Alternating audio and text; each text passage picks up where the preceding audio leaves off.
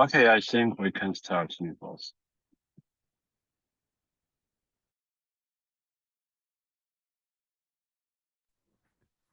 Okay, hello everyone again.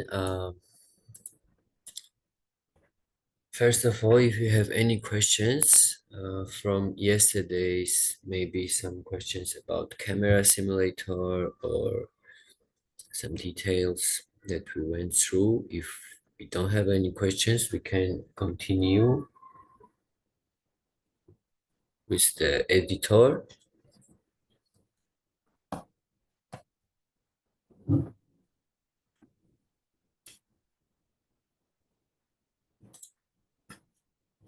So part of our training today is some basic and a little bit advanced techniques of photo editing. I'll put links in the chat. So what I want you to do is open this website. It's like online photo editor, Pixlr, and I need you to open it on your laptops.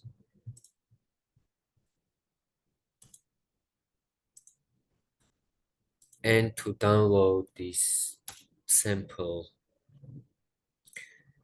photos, which we'll use to train on some techniques.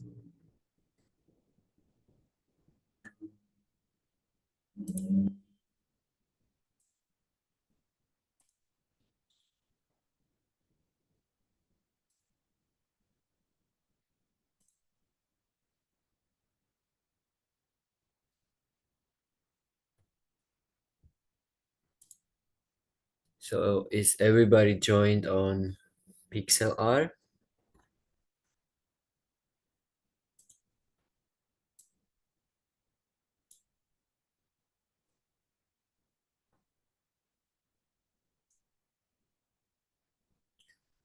Okay, so what we are going to learn today is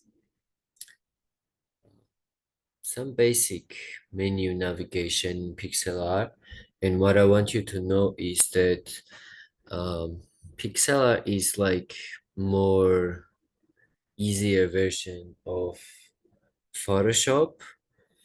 And the tools that we will learn here and the functions is pretty similar to what is in Photoshop. The thing is that Pixlr is uh, more limited because it's online platform, and Photoshop has maybe a very little limit in terms of photo editing. So the things we will learn here later on, if you will want to deepen your knowledge in photo editing, you can use the same knowledge, same principles in Photoshop also and Lightroom also. So, and in like other basic editing software such as maybe Canva or GIMP, but this was the more basic one, so this is why I chose it. So I will show you some functions and then we will have a little exercise in each and every step. So first step is on Pixlr. You see here we have like different apps. We have Pixlr Editor, we have Pixlr Express, which is AI photo editor. We have Pixlr Designer for creating template and animation. We have background remover, which can just leave your object. For example, you want to leave a person or a product without background. And we have like batch photo editor, which is like if you need to edit multiple images, if you want to like apply same settings and then download all of them at the same time. So we'll start with the pixel editor and concentrate on that. Here we see when we open the pixel editor, the first thing it starts with is we need to open our image. So I put a WeTransfer link in a chat and you should download. There are images for different exercises and we'll open a sample image.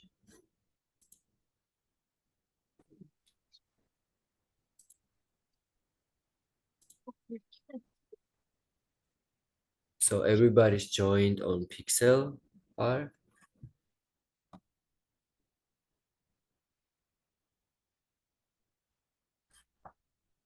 I'm trying to get the English version.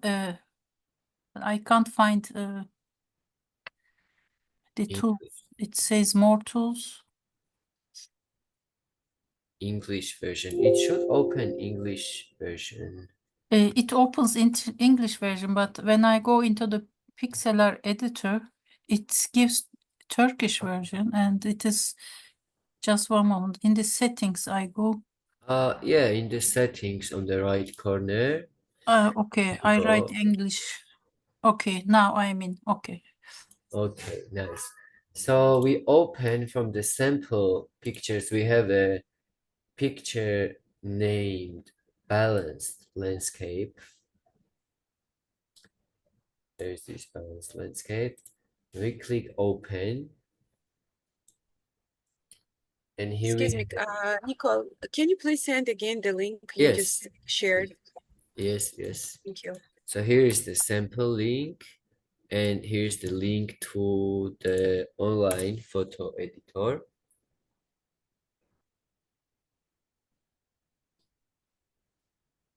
Okay, let's wait for everyone to open this image.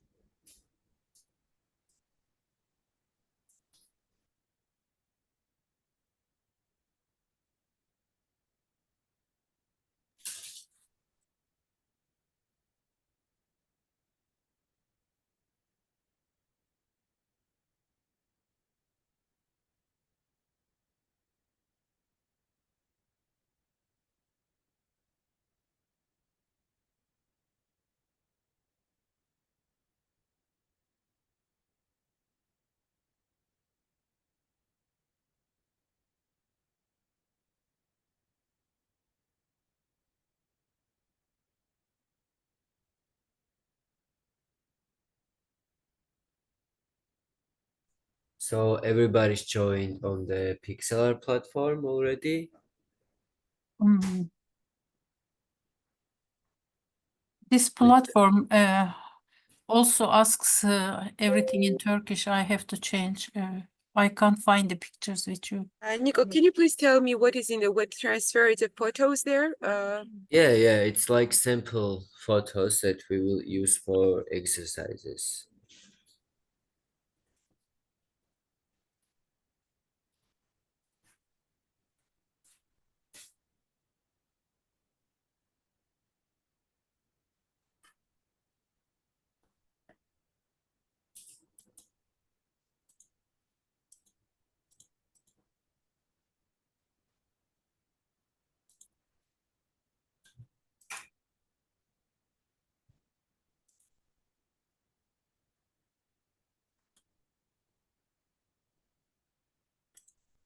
Maybe you can like share your screen and we just take a look what's the issue with your Pixlr. Like its menu is Turkish, as I guess, when you open the picture. Yes, I share my screen. Wait, I'll turn it off. Now you can share. Uh,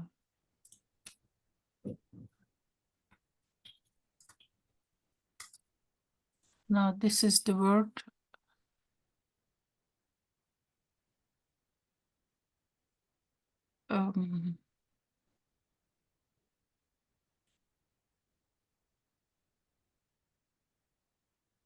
This is your link.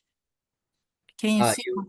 You mean this link is showing everything in Turkish? Yes, it shows everything in Turkish. And now I am trying to go into the.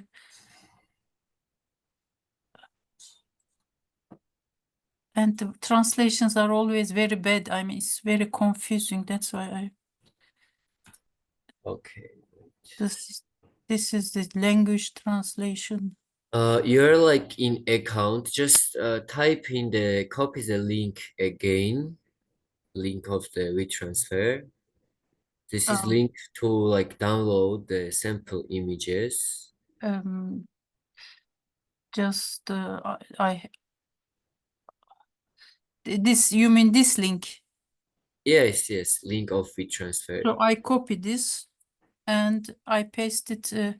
When I click, it gives me the link. But Yes, like just open it again and I will tell you what to click.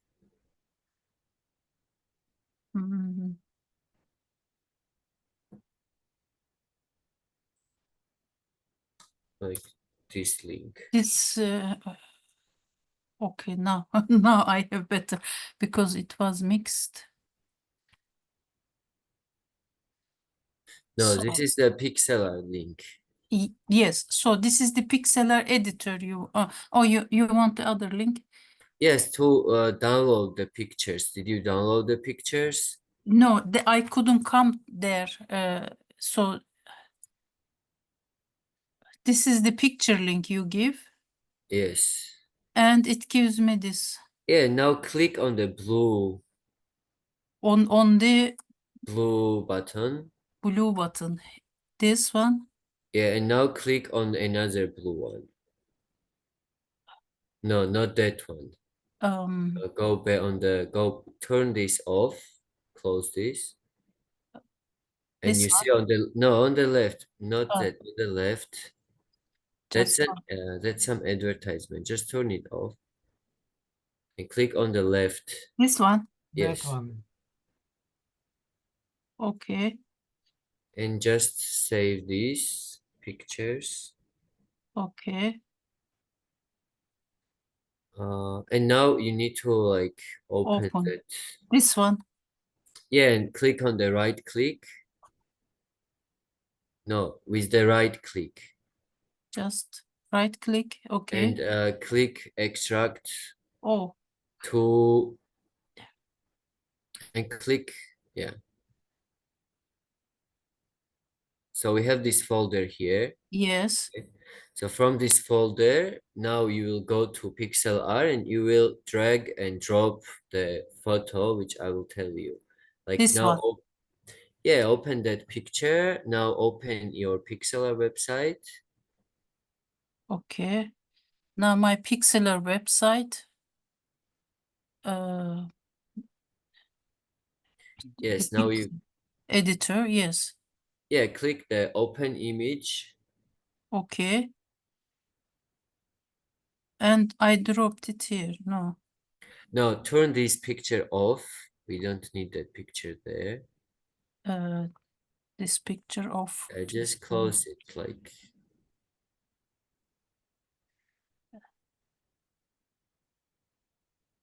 Okay. Okay. So now you can like take that. And bring it here. Yes. Okay. Okay, so now you should like turn off your screen. I will share my screen and just show you some things. And then we will like do same way.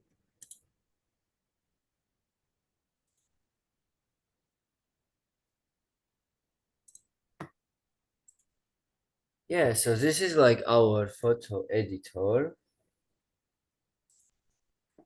And we have some basic things. So first of all, in any software, will it be like photo editing software or camera software or like the podcasting softwares that we're going to cover in the next module, the easy thing is that don't look at all of the buttons at once because it will confuse you. It looks like that there's too much buttons and I don't know what to click and where to click. So just look at the interface of the software. We see like here, for example, we have some sections, yeah, like there is little like black lines, and all of these are like different sections, okay? So if we divide the software, like then look at it as like different sections, it's easy. So for example, we don't need this right side, and just take a look on the left side upper corner. So we have like file, which means from here, we manage our file. We can open new image or save the project or export as PNG or GPG. So what is different between saving the project and saving it as a picture? The difference is if you save it as a project, when you open it, you still have the working version. You can like edit some things inside. So you have the project of the software if you want to change something in the future. But if you save it as a picture, okay, it's like a picture like the one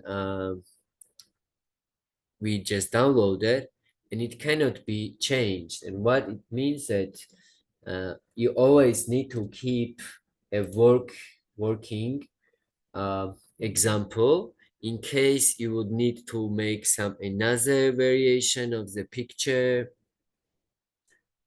uh, or like add something or remove something. So it's like more like a working version, okay? So now we have like file, and if you look at it in that way, like into sections, it's very easy.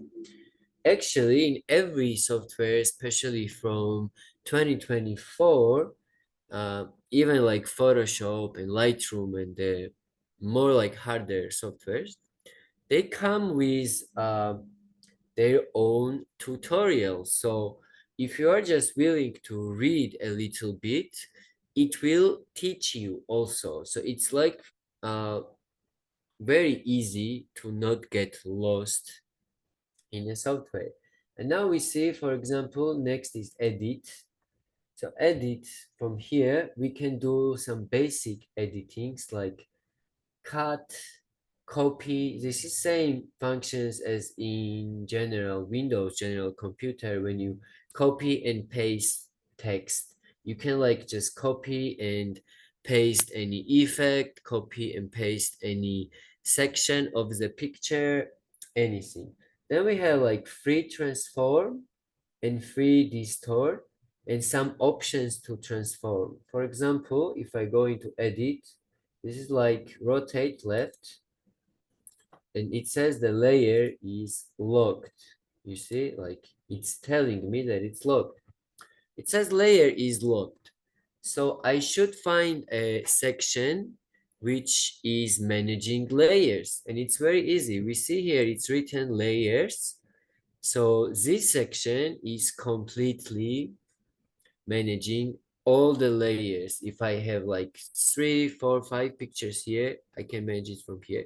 And we see here that this layer is locked. So the reason why this is locked is that when you import a picture in this app, it's just locking it automatically so that you won't like mess accidentally something, like you don't move it around or something, and you just do the basic editing, maybe color or cutout or something. So we just like click this lock, and now it's unlocked, and it's more editable. But we see here we have another button which says it's visible. If we click it, the layer is still here, but it's not visible in my frame. And this is because if I have 2 layers and I want to see one of them, I can just, for little while, I can just turn its visibility off. do my editing on the other picture and then turn it back on. Now you see like I have, if I click this, here we have this blue edge around the picture. And when I click here, we don't have this blue image, okay? It means that this layer is selected. So every software has its own language of design. It talks to you through some designs. This blue color means that this very picture is selected, and whatever effect you choose is gonna happen to the selected image and nothing else, okay? Here we also, beneath, like down here, down the layers, we have history, which is very useful module. We can just rewind every step that we take to the step when we opened it, okay? So if we like do some editing and then we don't like it, we can just go back to the step that we like. So this here also, this bluish greenish color, it talks about that this setting is selected, so it's like easier to guess. So for example, I was in edit here, I unlocked my layer and made it visible and editable also. And if I click edit and I click transform, here I have some options, for example, rotate. And I want to like put it back to as it was. I can go to history and click one step behind, and it just will rewind my history of editing. So here I have like many different options, but you see like if I click edit, now I cannot click on transform. I have some options here which is not lit. It's like shut down. I cannot click on free transform. This is because my layer here is not selected. Now I will select it, or I can select it by clicking. But if I have like lots of layers here, I might misclick, or it might be hard to click the one that I want. So it's better if I click from here. And also when I'm working, the best thing always is to organize your layers very well. So it means that each layer should have its name. So this is like background, it's called here background. If I bring in a subject, it's better if I write subject so that I can like find them easier in my layers panel and navigate easier. If I want to turn off the background, I can read this is the background. I will click, I will turn off the background and leave everything else. So I select this, and here is some effects like flip horizontal or flip vertical, like this, for example. It looks very cool, by the way, like this. And again, I can like go back on this flip one step behind, and I will undo this my effect. I can like do, I can select it again. I can do flip horizontal, for example, and so on. There we have some basic options, which is like mainly about just changing the margins of this, like rotating it or moving this around a bit. And now we're gonna go into free transform. And what is free transform? You can like think in terms of uh, titles too. Like there is transform and there is free transform. So transform is more limited, like it can transform your image in some very given numbers. For example, it will rotate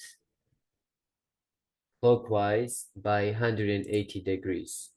And it won't do more, it won't do less.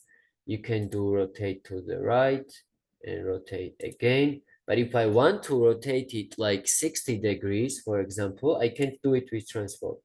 I have to do it with free transform. It means free transform. It means you can transform it as you wish, not by some guidelines, not by some fixed numbers. So both have its purpose, like going with guidelines, like with just transform. It's better to like keep your layers safe. If I want it to go exactly 180, it's easier to do it from transform than to like try to match 180 degrees with my hand. So I will click free transform. This has enabled free transform. You see, like now it's I don't want to apply, I want to show you something. You see, like its interface is different here, the selection interface. And when I click free transform, it's changing. Okay. So now when I put my mouse here, you see, like I can like scale from this edge, or like I can do like this. This is the free transform. And before I come out of free transform, it's asking if I want to apply this setting or no. For example, I don't want to apply this now. And I will go and try to change its size. Now you see, like if I change its size without the free transform, I can't squash it down like I did with free transform. It's moving in these parameters where it's keeping the length and the width same. So it's not messing up my margins, and it has its purpose. But if I want to like lower this image down, I will use free transform, and now you can see like I can squash it like this.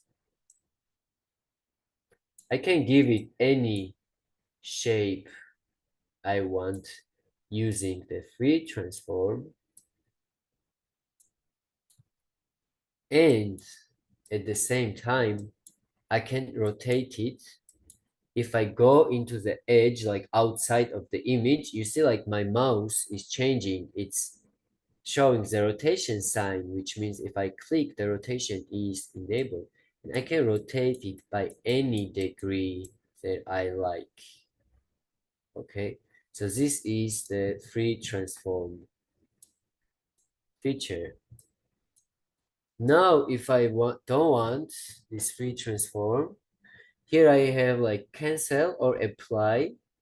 And also like I can give some exact degree by typing in a number 165, for example, in rotation. And I can give numbers to height and width also, like if I want this to be like 100. Okay, so it got 100. So I click cancel because I don't want it, just for the showing now. We go through all the different things, like for example, the basic thing is to open image. We just open it the same way we opened it. So we have to cover everything. We have like layer menus here. We have history here. We have navigation menu, which means I can just zoom in. And if I zoom in, I can like move from here, because here I still see the full image, and I can like move this zoom area wherever I want. Then I can like back off again if I want. This is good thing for navigation. And I can just go file, export it, and quick export image as PNG. So PNG is like basic format, and I can just save it. on my desktop, give it a name, click save, and that's it. So this is like basic thing. And here on this tab, you see like there are some additional parameters for the settings that I will choose. So if I will choose free transform, it will change. So I have like rotation degree, width and height, and left and top. Like it means like how much I want it to go, how much distance it should have from the left edge, and how much distance I want it to have from the top edge.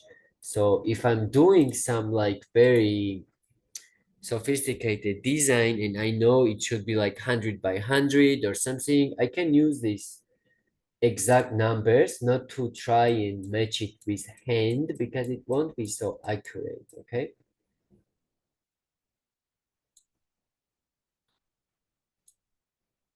Okay, so we learned about opening, about the different menus. We have layer, history once again, and we have some menus here, which is like image, which controls like image size or the canvas size, like this very canvas or this very image size. We can just open and type in the size. And we have like AI generative expand and AI superscale. We will cover this a bit later. Just for you to know, like it's very simple. You can just go in each and every menu and see like we have, this is like a menu for managing the layers. So you can like duplicate the selected layer. For example, I duplicated this layer and now I see like I have background copy and the background. So let's say like I will change something on the background copy. Like I will turn off this background. I will free transform this copy, for example, like this, okay, and apply this transform. And now you see like this is visible only and all around here is emptiness. But if I turn on my original layer, it's still here, okay? So how these layers work is that it shows the layers that is on the top. It shows it on the top. If I drag it and move it beneath, now it's gone because this big picture is covering it. And if I move it, it's right there, okay? So I just like duplicate it. Now I can like go through in my history tab and it says like I changed the layer order, I changed the arrangement and change the transform. I go to duplicate image where I duplicated my layer and I go one step behind so that I am at the point where I still did not have this layer duplicated, okay? So here you have like different options for your layer. We're not gonna cover everything now. We just go step by step. This is like an overview. And then we have like more adjustment, like exposure, like to give some brightness, give some temperature, give some color. So pretty much this is like same knowledge as you need in photography. So as you are setting up your light that we talked yesterday, your light in your photo, like choosing the temperature, like making it warmer or colder, or making it like to have more blurry background or to be darker or brighter. You have like exactly same options here too.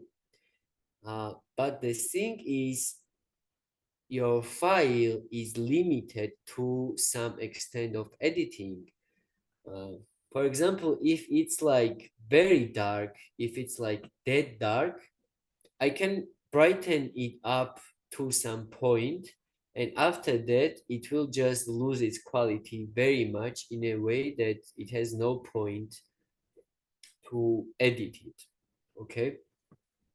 So it's always good to keep your picture, your original one, as balanced as you can. So you have like very little adjustments to do in the post. Okay.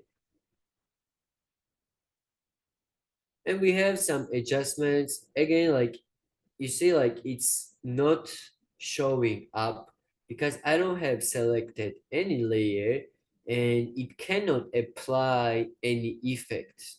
So it needs a layer, a subject to apply an effect to. Yeah, so I'll just select it either from here or from here. And now you see it showing. So you have like different effects. We will go through it. Here you have some more visual effects like filters. I'm sure you're familiar with such filters, maybe from social media like Facebook, Instagram, and so on. This is like pretty same. And we have like view tab, which is like manages how I want my software to look like. So I can like go full screen, fit screen. I can like zoom in my software, or I can like turn off some of the panels. You see, like here I turned off the history panel and it's not visible anymore. So I'll go, if I lost some panels that I need, like for example, I click this X accidentally and I don't have layers, I don't have history, and I can't do much. I should just go into view panel, I click it back, it turns on the layers, history turns on the history. This is the manager of the software itself, okay? And you can also click restore all panels and it will just restore everything into default. And there is help, which is like basic like module to find their Instagram or Facebook and just report an issue. We won't need that very much. So for example, now the first basic things we covered is like we saw each and every effect here, and we know how to open image. We know which layer, like which panel is managing what setting here and here, and we know how to save it. So if you want to save you have work with the file, so you gotta find a menu which is managing the file, and you're gonna find export. Okay, so export is where it's going to save it as a complete image. But if I click save, I can like save it into like different options such as GPG, PNG, WebP, PDF, or PXZ. Like these are different file definitions for different purposes, like PDF for web, PNG for like graphics, and so on and so on. And I can change its quality, which is like gonna vary the size of the picture. Like if I need the picture to not be more than 100 kilobytes, it's writing here this size of the picture. I can just lower it down and make it to not be more than 100. For example, if I need to upload it. So just click save as and save it.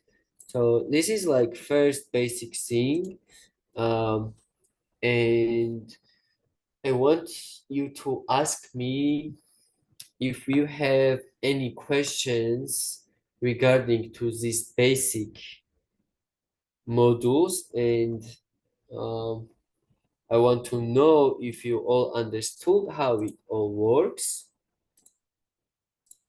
And then we will move to the next more like complex stuff. I have a question.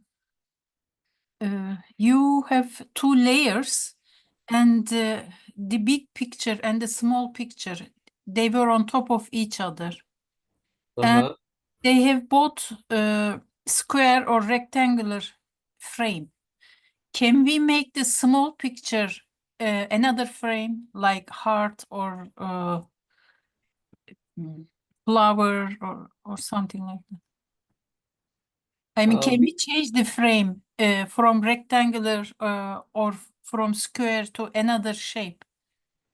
Yes, we can. It's just a little bit like more advanced. And we can like cover it on the next modules, but for example, you can like draw your shape.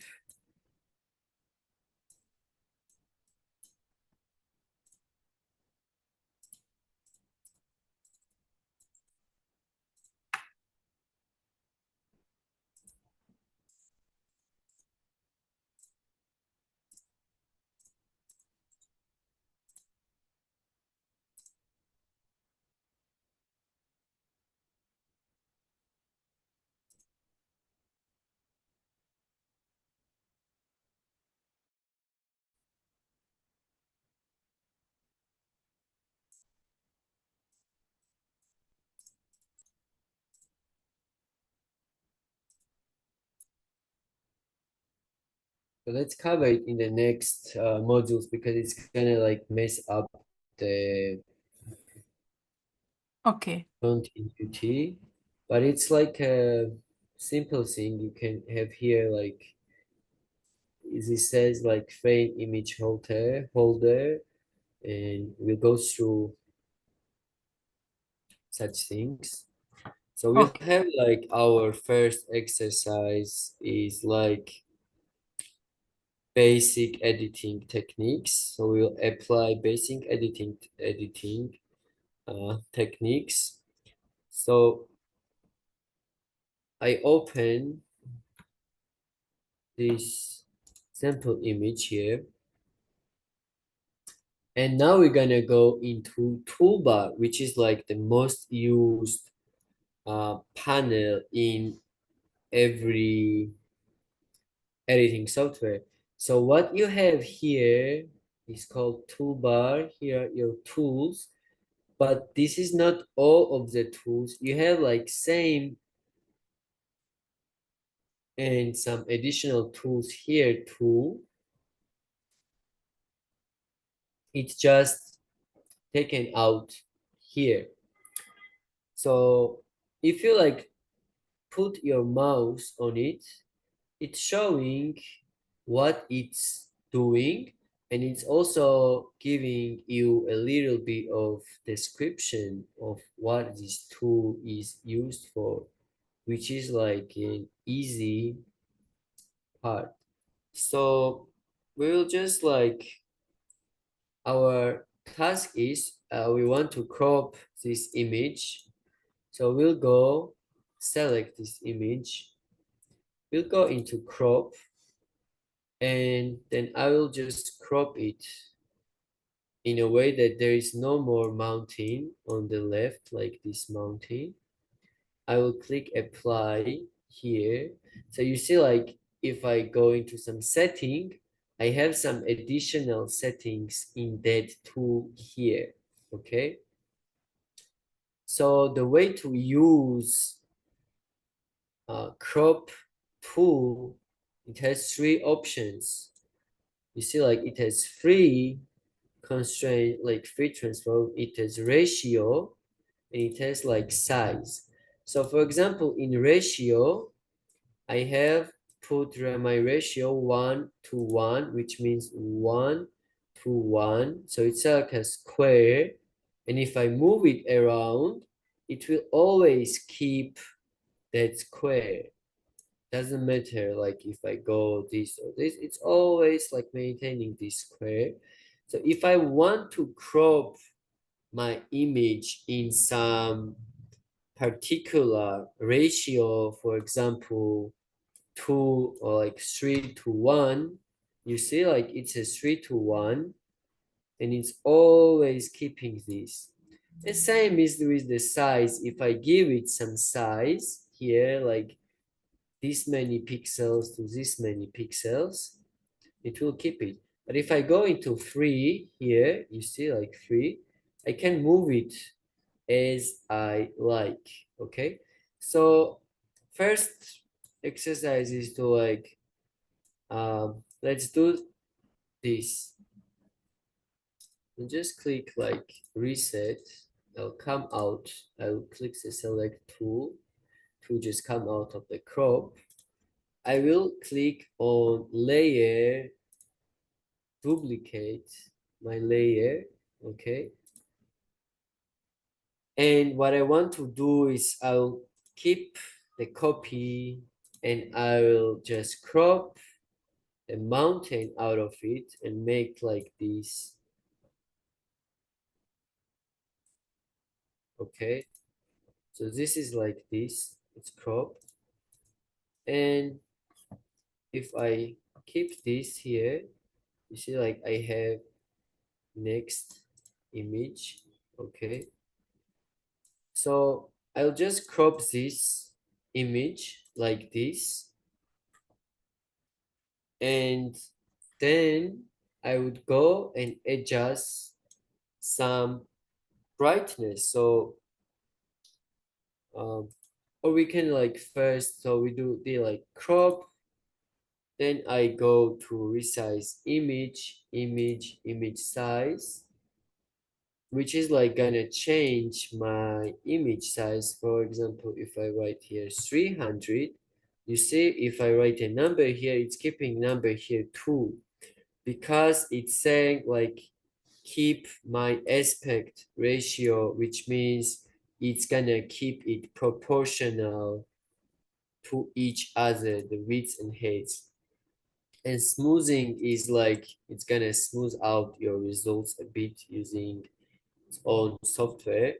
So see, like I click apply and my image is a bit smaller now. Okay, so I cropped it, I made it a bit smaller, and let's delete this for now and keep only this one layer. And now let's say I want also to give it some brightness and some contrast. So I just select this again and I should go into adjustment.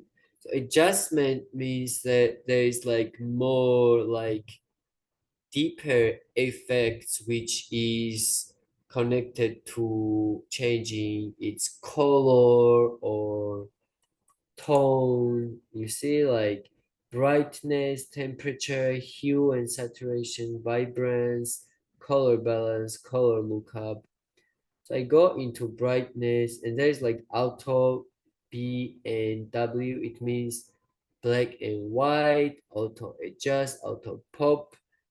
These auto effects can be useful in some cases, but we don't need it now. We just need to go into one of the basic, which means brightness and contrast.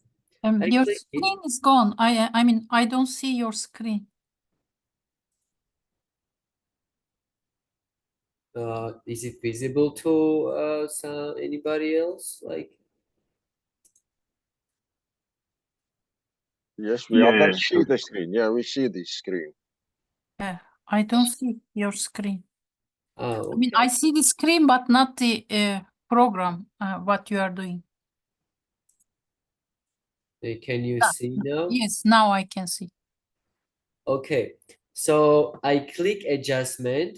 Let's go again. I first of all, if I don't select anything, so this is like the basic thing I want you to pay attention is if you are very attentive to the design itself, it's very easy to navigate. So you see like here it's like blue. So I have like selected this tab in history and there is nothing selected, which means if I go into adjustments, I want to apply an effect, I cannot apply an effect.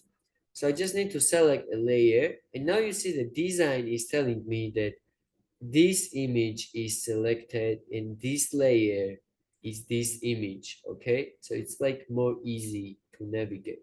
I just go into adjustments, click brightness and contrast, and it will pop out this window of brightness and contrast. Okay, so here it says it's set to 0 and contrast is also set to 0. And first thing you should do is, if you want to learn, you should just play around, see what it really does. So we'll see how it works. You see, like, it's getting a bit brighter. So just for a moment, I will just make this image bigger so we can see it better. You see, like, I raise my brightness and I raise my contrast, or I can like lower my contrast, make it look more pale.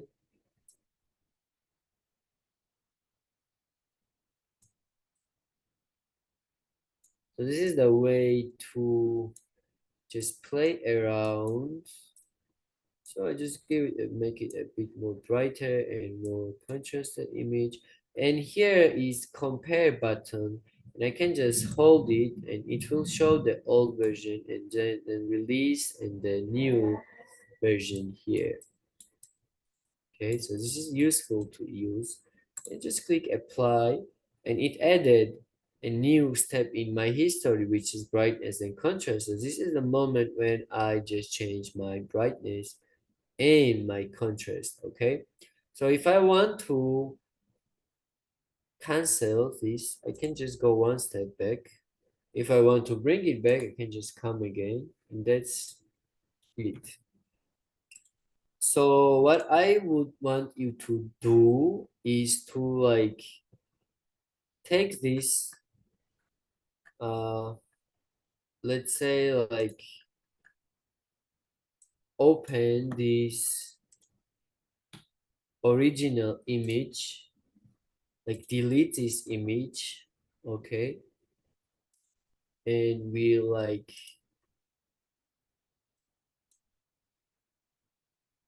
maybe you can, like, some of you who wants, this is our exercise, the first exercise, to like share your screen and go through the basic 3 steps, which is opening image, then cropping image, resizing, and adjusting brightness and contrast, and saving it.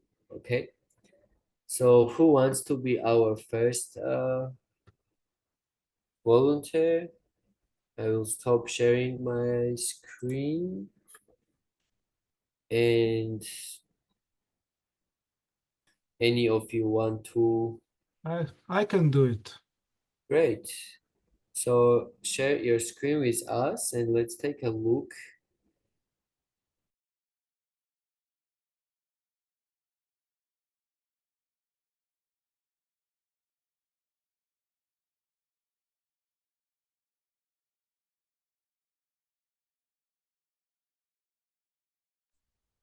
Okay, so what I want you to do is just delete that image. Okay. Moment. Just click delete. Yeah, I Like, click on the layer. just minimized the screen accidentally, and now okay, I'm back. Okay, Yeah, just click the layer, click delete. no, that's not it. Just click your delete button on the keyboard.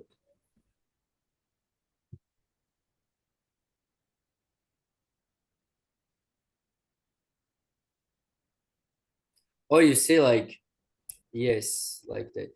So now open the image. Okay. And your first step is to crop the image as you like. Maybe using the ratio. Should I save it somehow? Okay, now you see, like, you have this tab on the top where it says, yeah, all the like down. Yeah, where there it says, it's like all the settings for the crop tool. And to the very right side, come to the very right. You see there is apply and reset, okay? So now you can like resize your image, maybe make it a bit bigger. Mm. Yes. No, that's like smart resize. We need to just use the tools that we learned.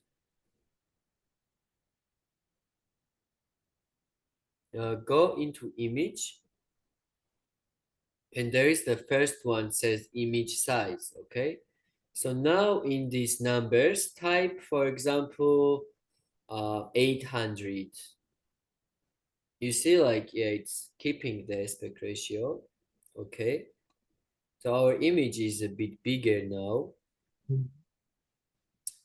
Go into the navigation, right, on the navigate panel, Yeah, and like zoom out a bit. Yeah, like that, because it got bigger, yeah? Mhm. So now, deselect this layer, like click on the black. Yeah, click there on the black. On this black background, just on the background. Yeah, Yeah. click.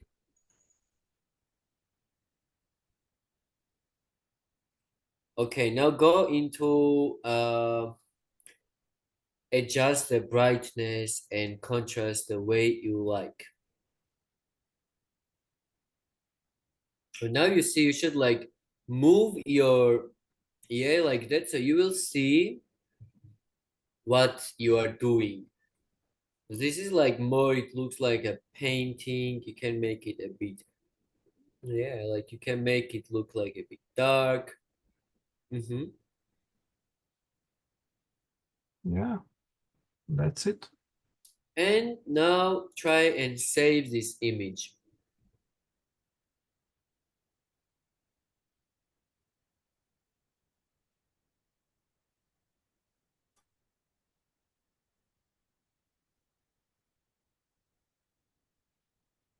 So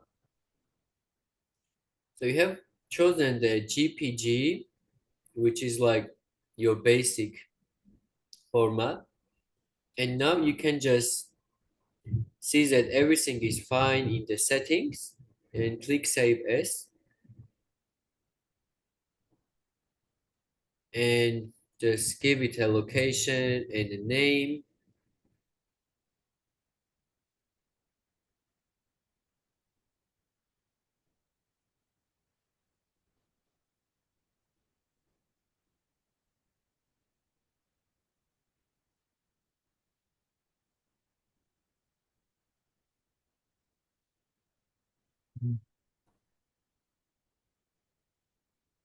Okay, that's great.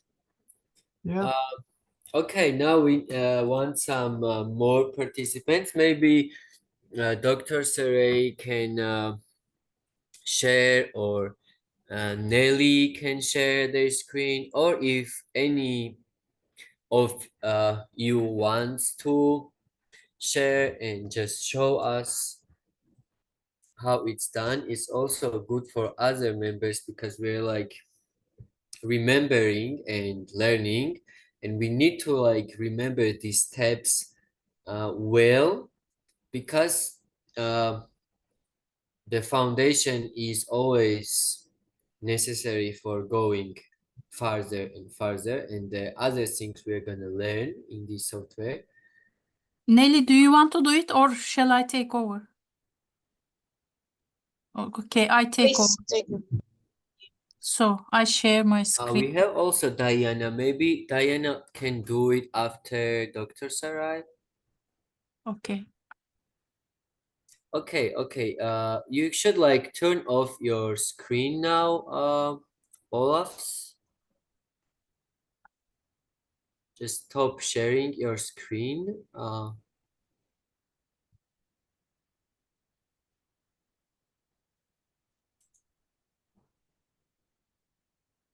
Shall I do it now?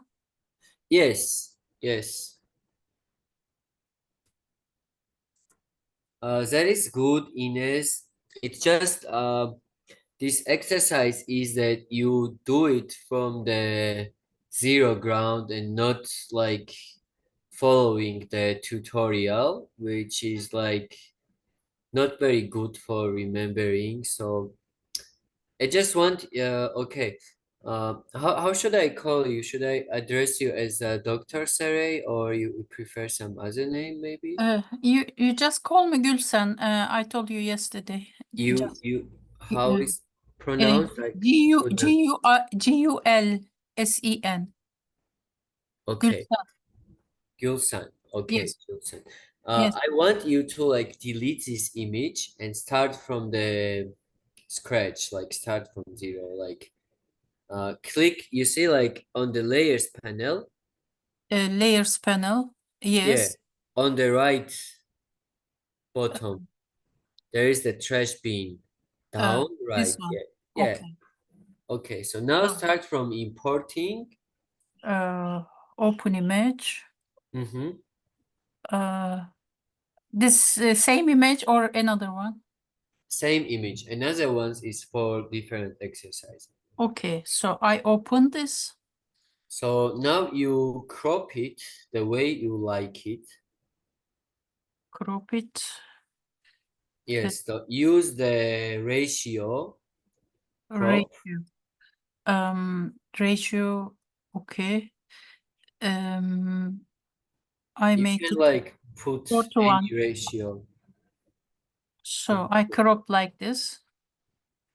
Okay.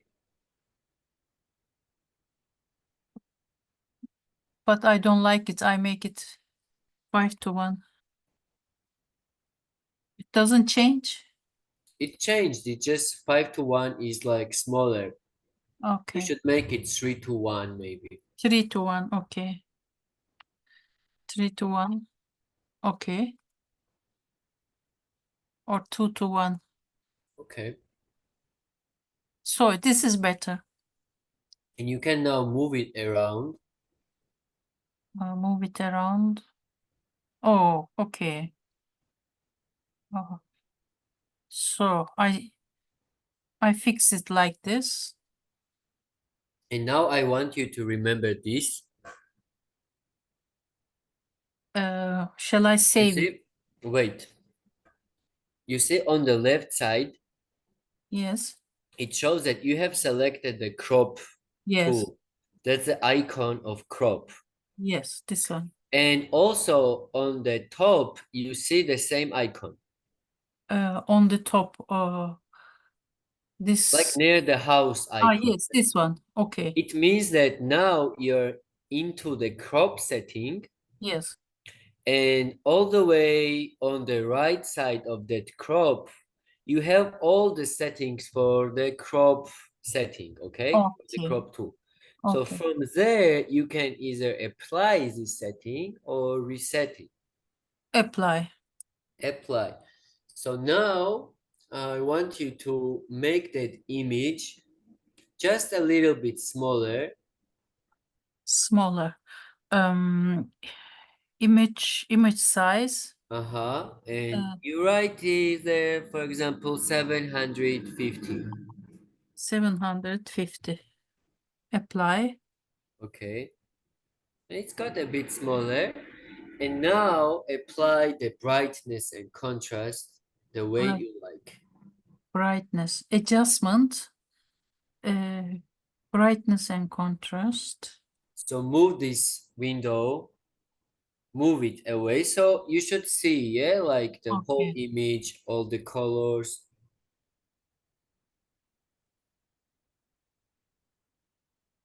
That I is. think now it looks too pale. Yes.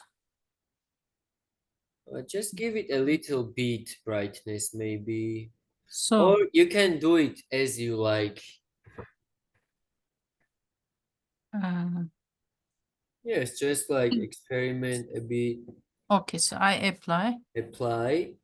And now let's say that you want to go back to where your image was just opened, like when you did not have any adjustments? I go to history and I Okay, that's great. That's great. And you can move to every steps that you made. You see, you have crop, image yes, resize, yes. and brightness and contrast. Okay. So this is great. Thank you. You understood already. So let's now do the last step of saving this image. Saving. File save.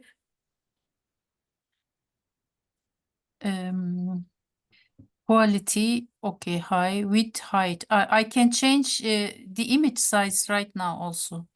You can change it, yeah, but it's like better to change it in the editor because in the editor you see how it looks like. Okay. But if you know the exact numbers, you can change it there too. Okay, so I may That's now you went into JPEG. PNG. I save as a JPEG. Uh-huh.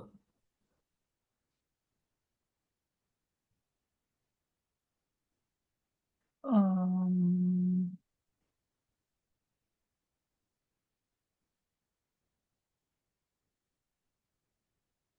okay. Oh, Okay, that's good. You can just 7 days of premium. yeah. Okay. Okay, that's great. So So I stop sharing. yes, yes. Thank you very much. I thank you. Okay. Is there anyone, like maybe one more participant, and it would be enough for all of you to like remember perfectly how we navigate into layers, into cropping, resizing, and adjusting brightness. We have anybody who wants to take the scene?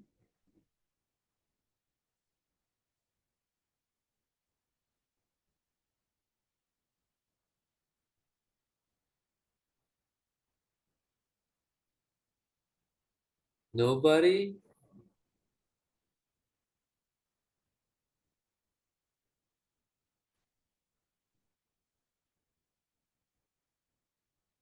Okay.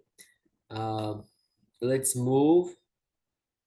Maybe if you don't want to share the screen, you can show us in the chat, at least to show us in the chat your version of that image.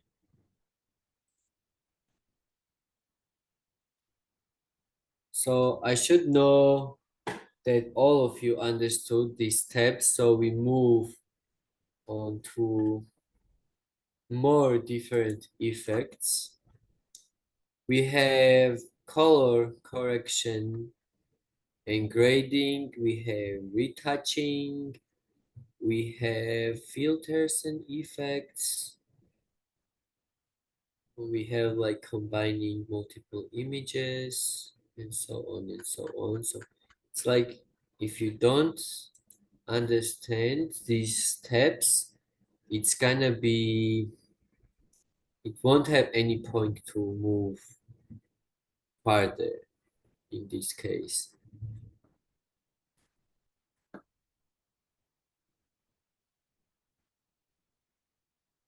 So if you don't want to share now your screen, at least show us your versions like this.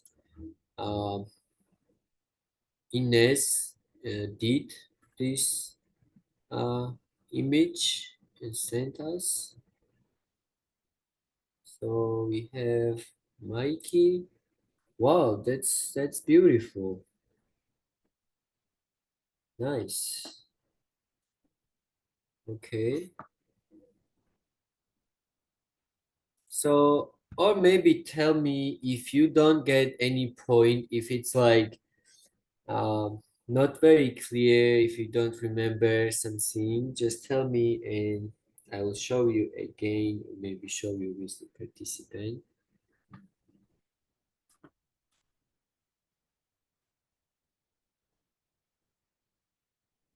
So this module, I want you to understand is this is like all practical, all exercises. So it's important that you do every step and not only watch, but when you do it, it's like remembered even better. So this is the purpose of doing it. Okay. So I will move to the next.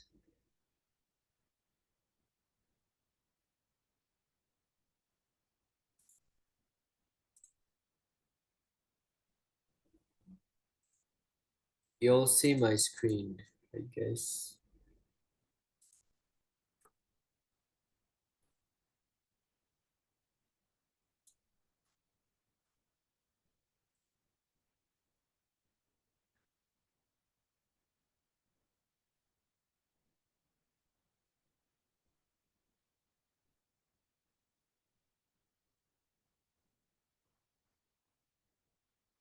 Okay. So now I will open the same image, or I will open this underexposed image. So for now, you can just watch and then we'll do the same. So this is like a dark image, specially taken for this exercise. So I need to balance images, and now we will learn a bit about color correction and grading, okay? So what I'm gonna do, I will go into adjustments. I will go into exposure, which we learned in photography, and I will raise the exposure a bit. So this my picture is a bit more lit. So exposure is like overall lighting in my scene. It's not just brightness or just contrast, but like overall. So I raised it. Then I will go and open color balance. So what this color balance does is we have like shadows, we have midtones, and we have like highlights, and we have 3 colors in each. And if you did not know, every image consists of combination of these 3 colors: red, green, and blue. So what we are doing here is pretty much a test. And for example, if I'm in my mid-tones and I just like raise my greens, you see how it's going towards greenish. And if in my mid-tones I will just lower the blues, it's gonna get more green because that's the combination of that amount green and that amount blue is like more green. So I'll raise a bit and a bit red. I go into highlights and I will go raise a bit more blue. So if I raise the blue and lower the green, it's going into the purple. So that's how the colors work, okay? And in my shadows also, so I play around. This is like 3 parts of the image. The shadows are the darker points, the darker paintings. The highlights are the lighter paintings, and midtones are in between them. So you're like controlling one by one each and every like color, and I just like get some color of the image, something like dreamy effect to it. Okay, and I'll just apply this since this is just for the test, and I will go into adjustments again, and the third basic is curves. So what this curves does here again, I have main, which is like all the three colors combined, or I can do just reds or just greens or just blues, okay? So in my main, this is how light is distributed. So this is the midpoint. From here to up are the highlights, and from here to down are the shadows. So if I bring a point here in shadows, okay, so I just need to double click and add a control point at this section here. So it means I have a control point, I have a dot. And if I lower this part of the image, you see like the shadows are getting darker, okay? And if I add another control point here, you see like the highlights are getting more bright, okay? So I'll just like do it somehow. I will adjust. I want the clouds not to get too bright because then I'm losing the clouds, okay? Let's say I do it like this. I apply these curves, okay? And if I don't like something, I can like just go into history panel again, and you see I can compare. So this is how it was. This is what I got. More like purple, more dreamy. The clouds are like more concentrated. The sky is bluer. Okay, so this is how it was. This is how we got. So this is like our next our next basic exercise that I would like you to do. So let's say we have who wants to do it? I need at least 2 or 3 people, so we go through it again and again, and every one of us remembers how we do all the things. And some of us can send the results in the chat, but I want some volunteers to share their screen and do it with me. I will also help you if you want to remember something, so it's fine. So let's say who do we have now? I can do it again. All right, let's start. I'll stop sharing and let's start with the scratch.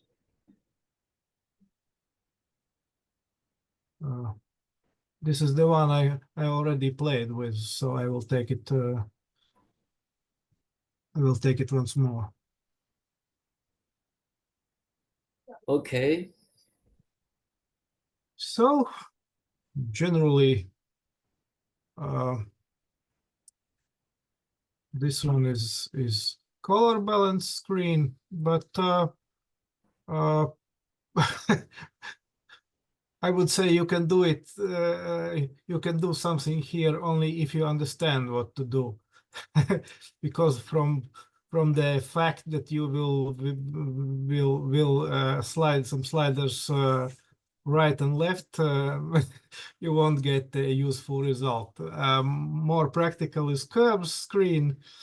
Curve screen. You double click on the control points, make a control points, and then you can do something more useful, like okay, that's not the way we want it. Maybe I will make it once more. Now it's too much. Goes. So I think the curved screen is easier to work and to see the changes, because if you change just one color, you don't understand. Is it the effect you need or not? And then probably you need to add some brightness to the screen. Something like, okay, that's no, but brightness, you can do some more, something like that. That's great. That's great. You can also do the brightness from the exposure, like you go into adjustments. Exposure, yeah, here, yeah. Mhm. Okay, if you slide it too much right, it starts to lose details in the clouds, and so you cannot go very much in this picture Yes. to Yes. to make it brighter. So it's like it is. Maybe you should play with contrast more in this case. Yeah, contrast is something like that, maybe. Not very much, because when you make higher contrast, you start to lose details in the clouds and in the sky. So that's not very much you can do here. That's it, basically. I think the curves tool is more practical than just color balance for the person who doesn't know what to do with the picture. It's Yeah, I mean, that's great. easier to see effects than just to change colors back and left and right. Okay, I probably next one can show this. Okay, we have some Yes. comments also.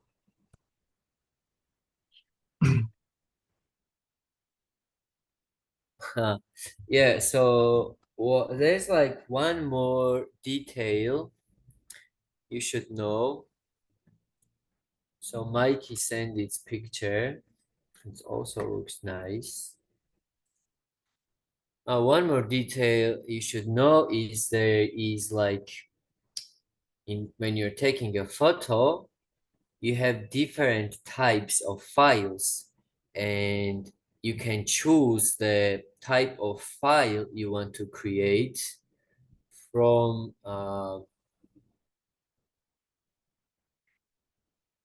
the camera menu. Okay, so it's like there are JPG pictures and there are raw pictures, and the difference between raw picture and JPG is that a raw file has more color information inside of it, which means if I will open the raw image in the photo editor, I can change more colors without losing quality. I can't see your screen, Nicola.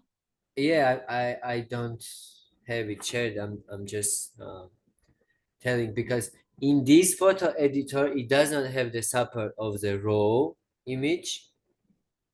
I'm just like waiting for maybe somebody else to show us their skills in live.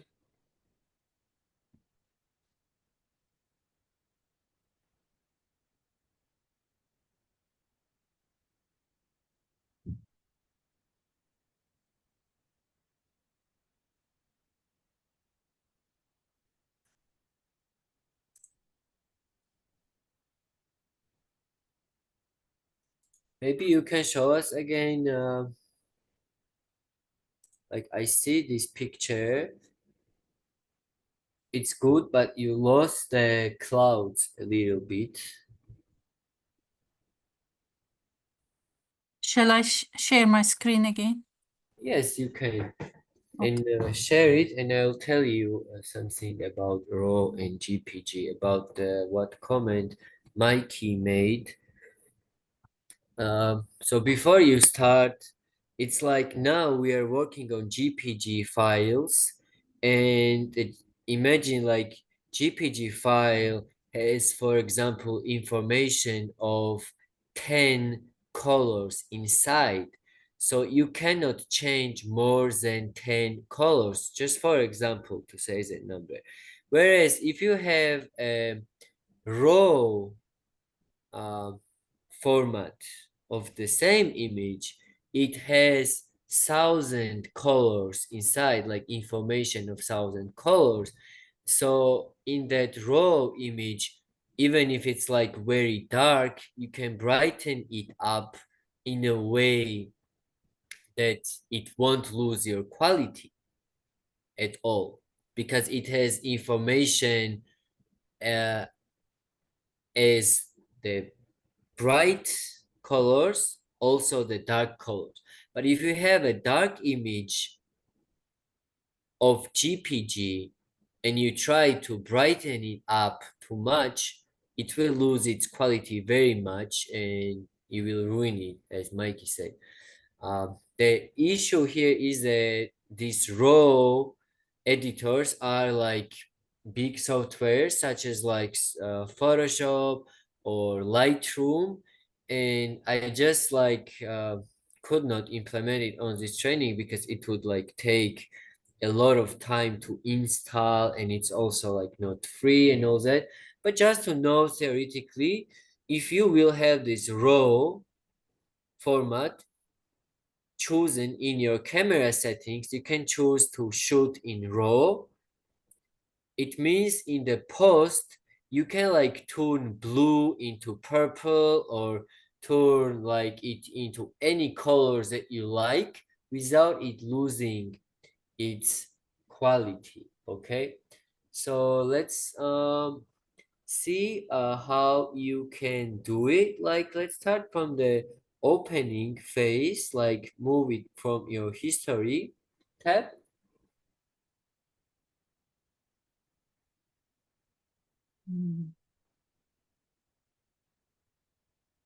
So this Okay, is the original picture. yes. Now, what do you want me to do? Let's say like what the things we did was like you should do exposure, you should do color balance, and you should do curves.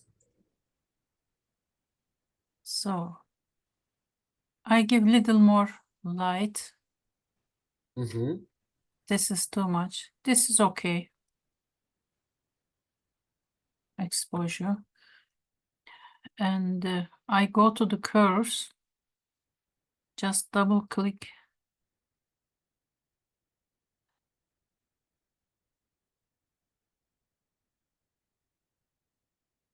So the clouds are better.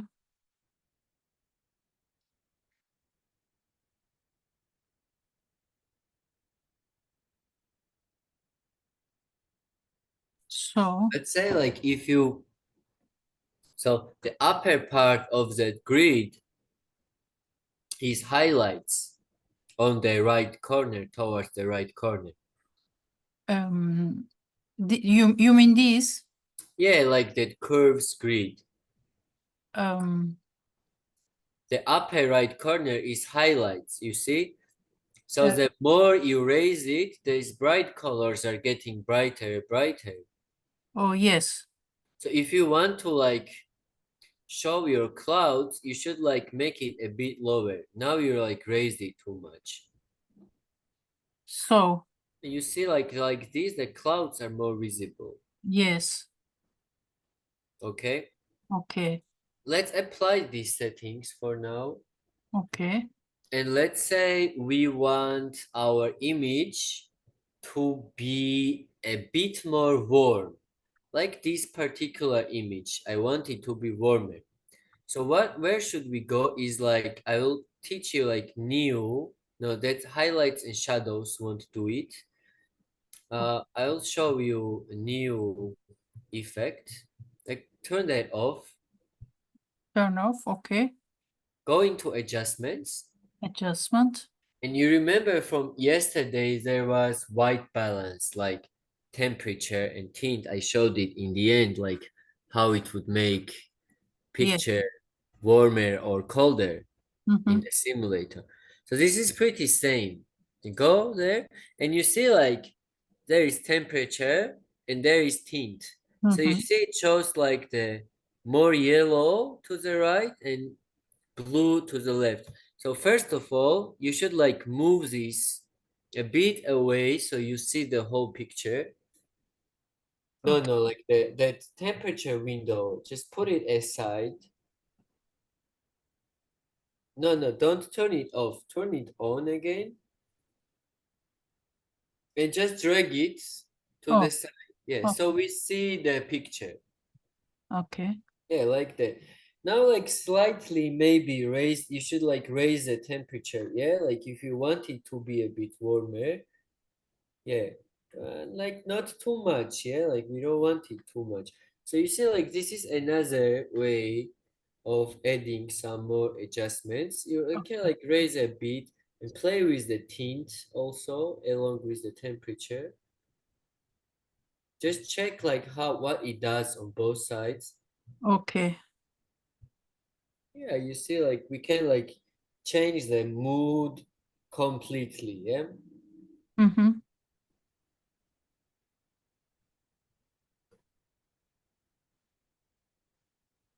Yeah, and that's basically it. So I apply.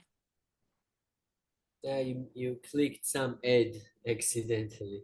What is this? So did I apply or not? You did. Temperature You, and you tint is- can yeah, you can now go from history and see what it looked like. Click the open step and the last step to see how it looks like now. Yes. Now the Okay. clouds are brighter, but the picture is more dim. Yeah, this is like just for the test to what we can do to our image. Okay. Okay, that's basically it. You remember how to save it and all that. Now I'll save this.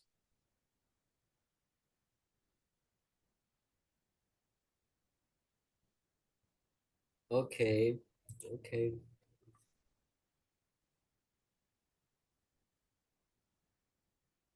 So thank you. I stopped the sharing. Yes, thank you. Thank you for your interaction. And we'll move on the more interesting step. So this is like basic color correction. And as I mentioned, if you have a raw image, you can do way more without losing quality. Because now, for example, if I will go and use my hue and saturation, you see like it's losing quality too much. And it looks like a bit like painting. So this happens because you see like how much it's losing its quality. It happens because this image is a GPG image, which is not for really color correction. You can just do a little bit, but not in a sense of like classic color correction when you can like do a lot of colors. Okay, so if you had a raw file here, which this software is not supporting, then you would do a lot of color correction without losing quality. So this hue and saturation is hue setting. You have saturation, like how much saturated you want and how bright you want that particular color to be. And you can like choose particular color. For example, if I go into the very open stage and I'll just do the hue and saturation part, I want to like make the sky a bit different color. You see, like I can make it because I'm in the blue color and this is the blue. I can make it a more like light blue with less saturation or with more and make it like, but you see like this is affecting all the blues in the image. So there are like darker blues which are being affected. Okay, so I want to do this. I'll just change my sky a bit. Maybe I can try this color also. You see, like I can turn it into a bit more greenish or a bit more. I can make it purple. See, like the saturation does not really work here because of our GPT. So this is also like hue and saturation is pretty much fun. And we can go into the greens and we don't have much greens. You see here a little bit of green is like changing because it's all are like dark greens. So this is like the base thing. And also we have like vibrance, which is like how vibrant you want your image to be. See, like if I move it, it's losing its colors. Okay, if I move it to the right, has more color in it. So what I want you to see here is like, see, like it's a bit, little bit, but it still has this effect. So hue and saturation and vibrance are also a little bit on top, some little bit effects. We can have a monochrome, which will turn it into black and white. And then like we can do a different preset for like what type of black and white you want. And look, it shows like how much of the color is in this preset. Red, green, and blue. And it's very interesting like how we have these different black and whites. You see, like there's slight difference. In some of them there is like big difference. This is like where the blue is dominant, it's absolutely different, and the red is dominant, and so on and so on.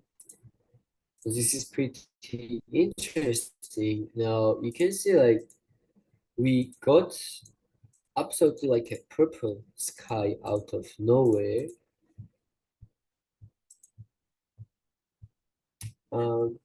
I mean, if anybody wants, you can share in the chat your sky replacement. If you could like give it some color, maybe purple or maybe some any other color.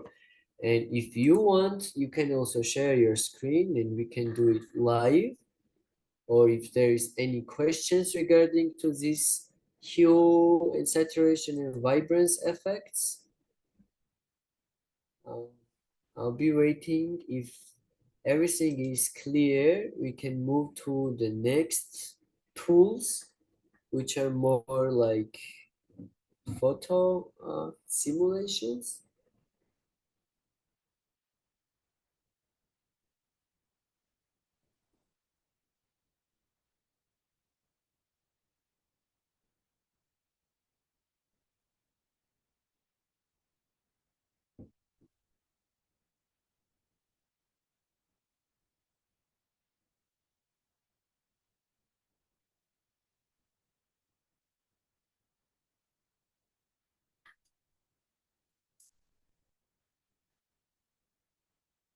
So we have these sample images, which are like great.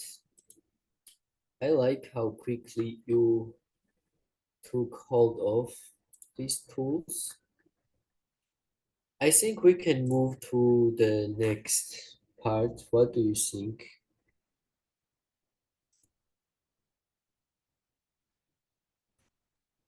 just one question.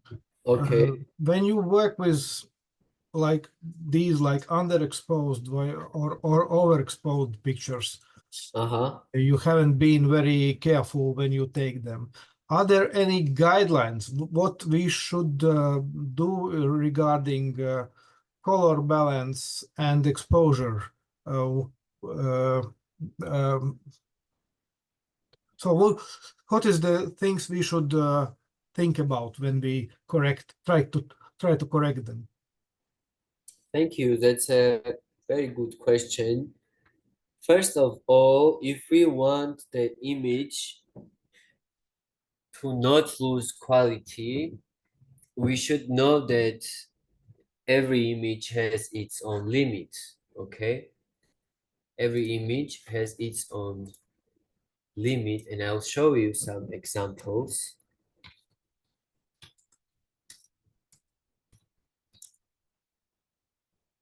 So it's like if you are doing something on the raw type of image, okay, then you have basically you can like do almost everything, okay? You have almost everything to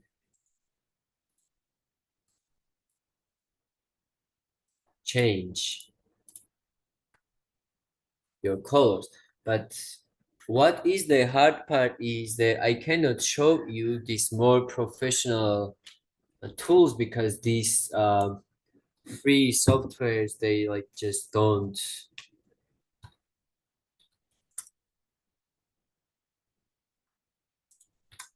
support, but I will show you the examples and you will understand.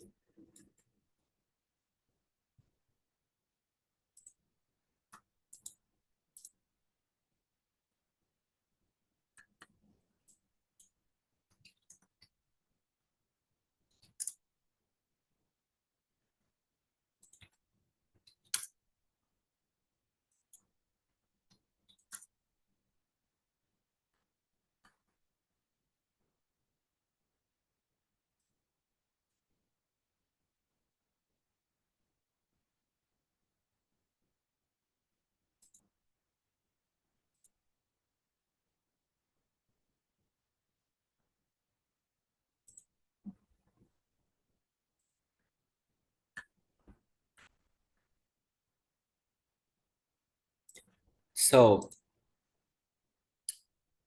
to do that, the thing is that when we are doing professional color correction, okay, we are always using the histogram. You see on this picture?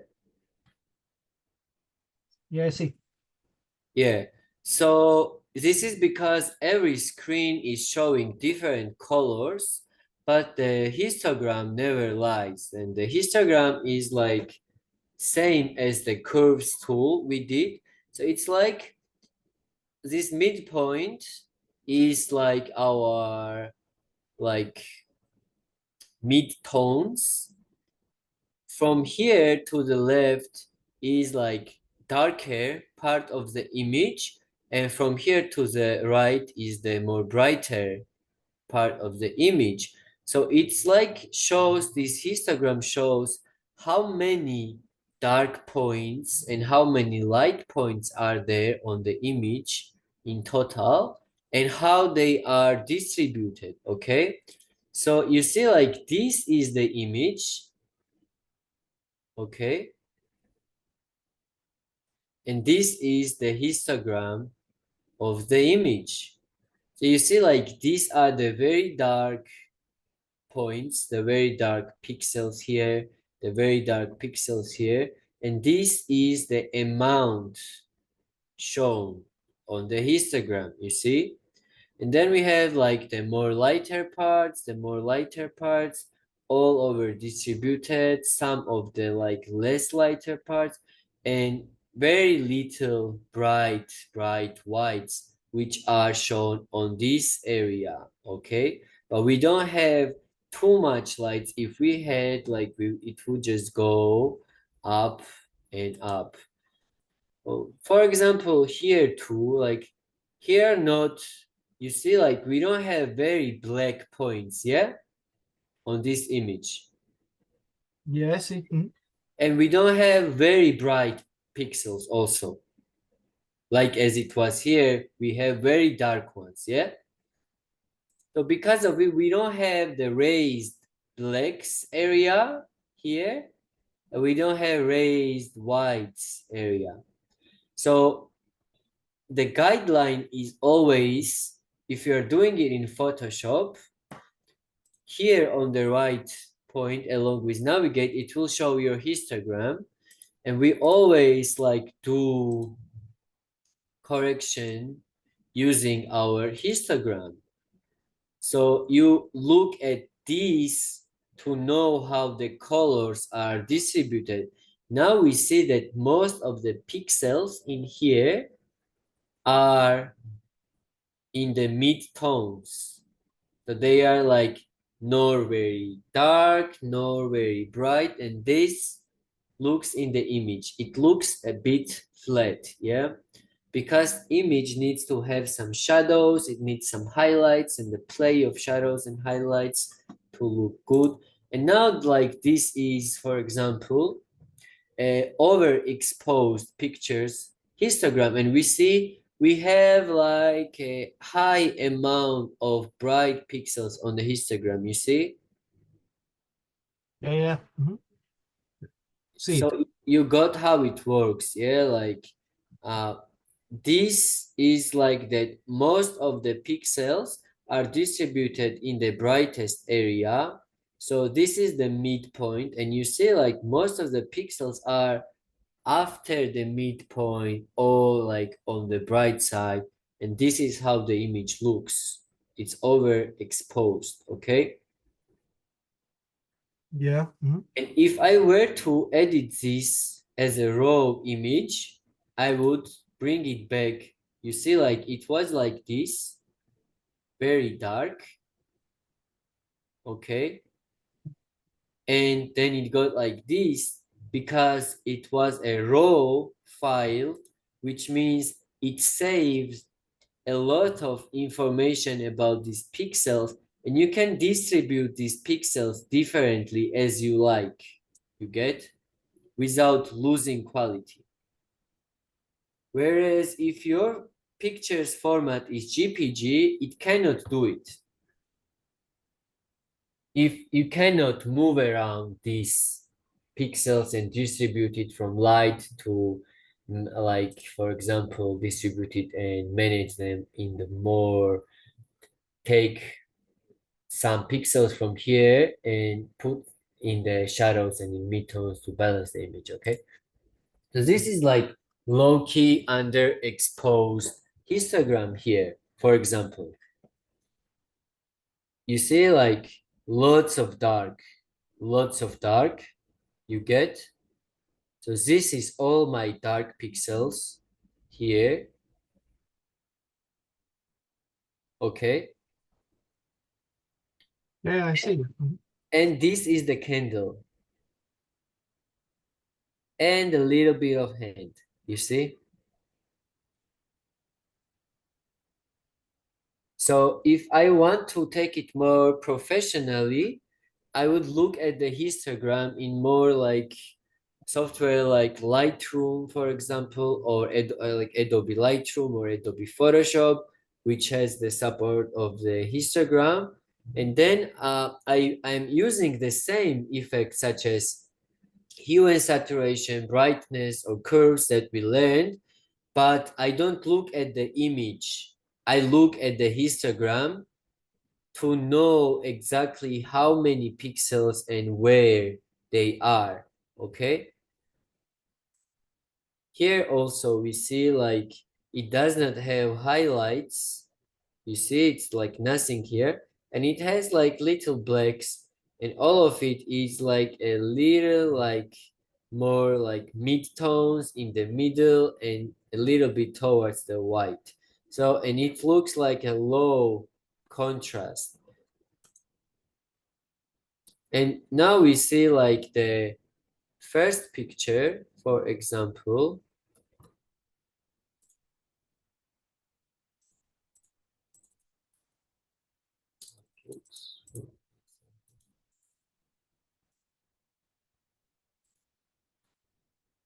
So you see like this is the first picture, okay? And this is its histogram, okay? Like it's distributed, there are some highlights here, as you see, present at the very top, and there are some shadows and some whites, okay? And this is the same picture now, but we changed. We see like we have more in the blacks and shadows than in the highlights. And let's see these two pictures, how they look. You see like what's the...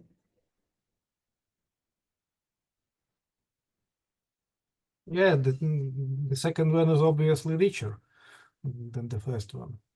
Yeah, like second one, you can see like it has more cloud details.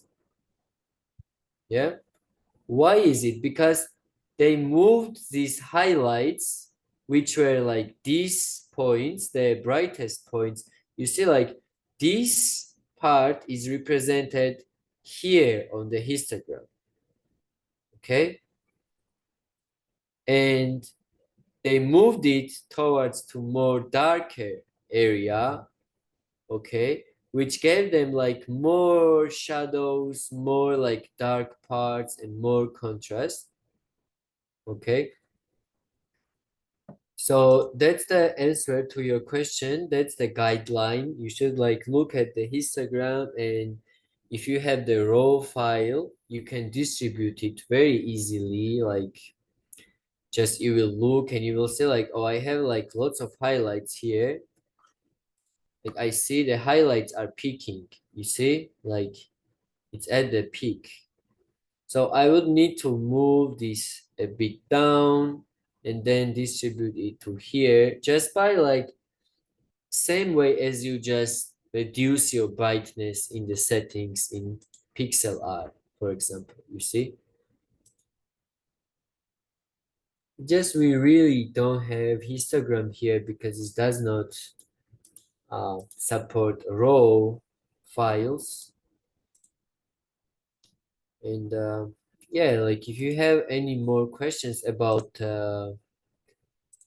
light and so on, again, here we see the whites are peaking here on histogram, and this is what the image looks like.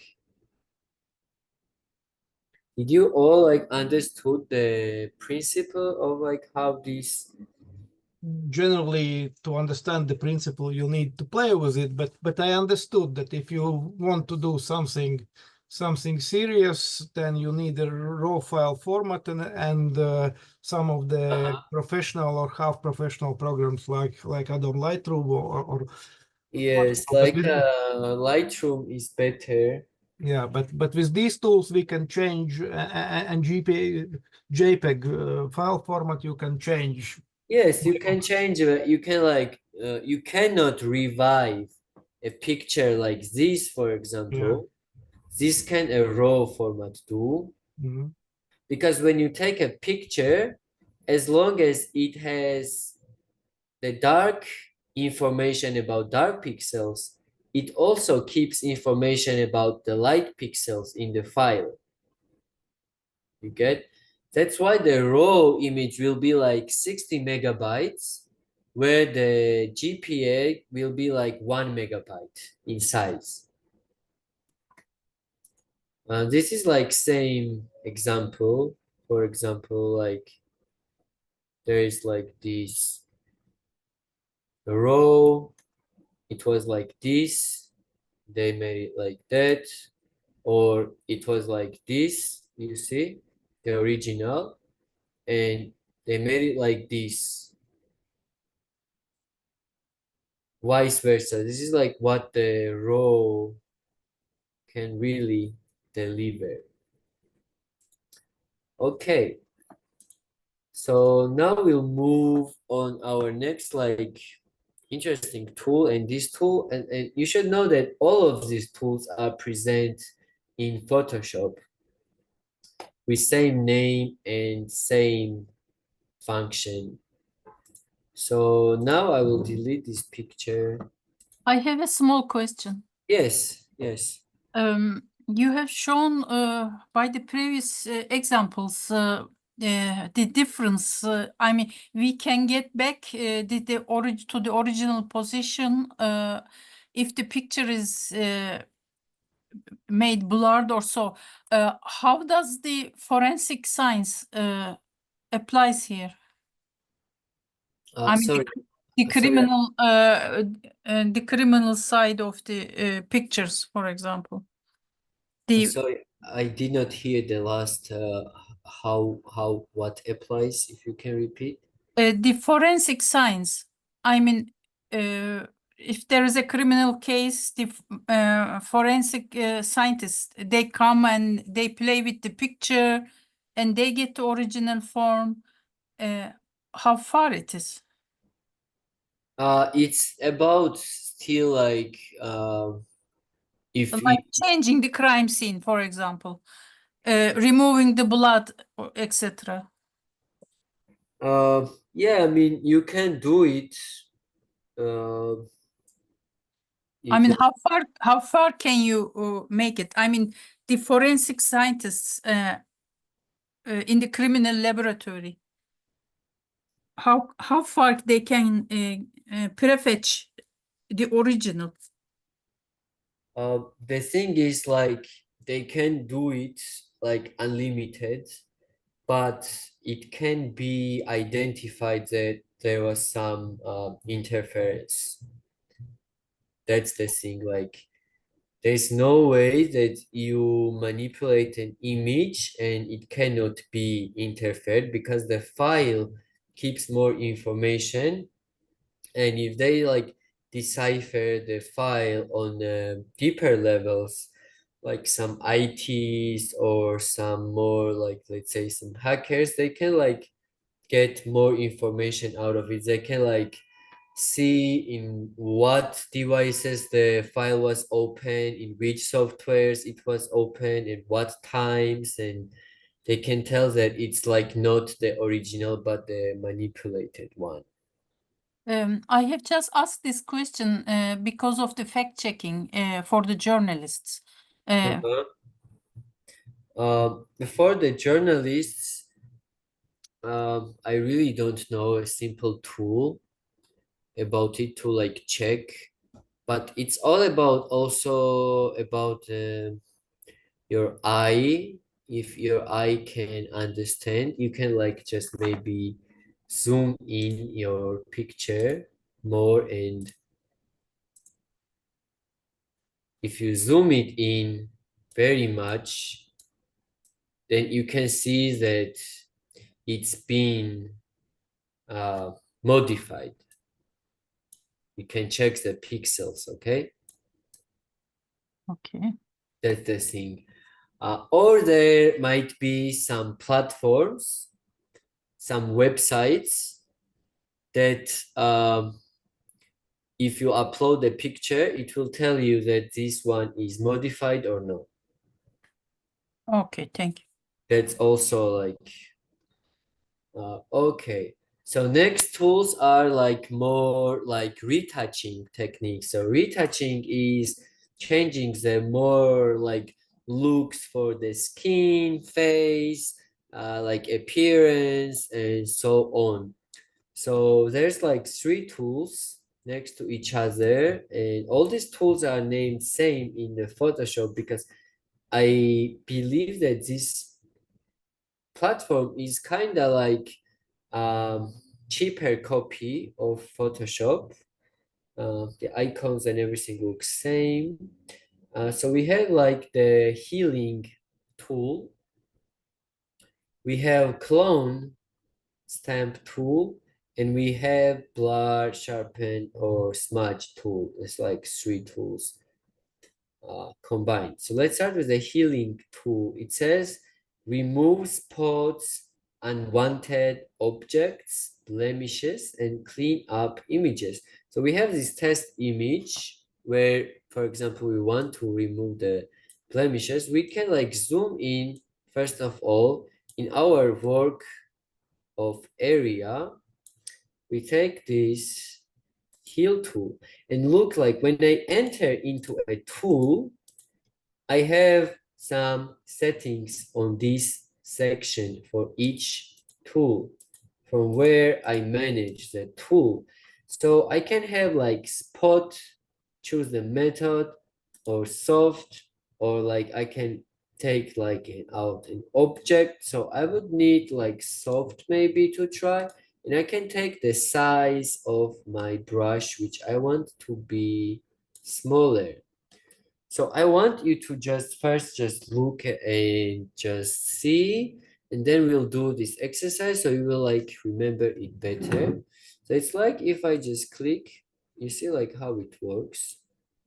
Yeah, it's like removing the spots.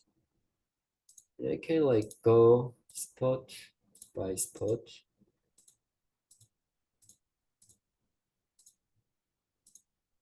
And try to remove this more like extreme red colors.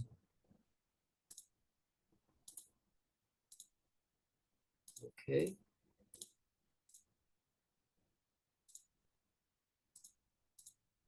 And I can try to like smoothen the edges a bit, like these parts. And it depends like what is your case. You might need smaller brush with like different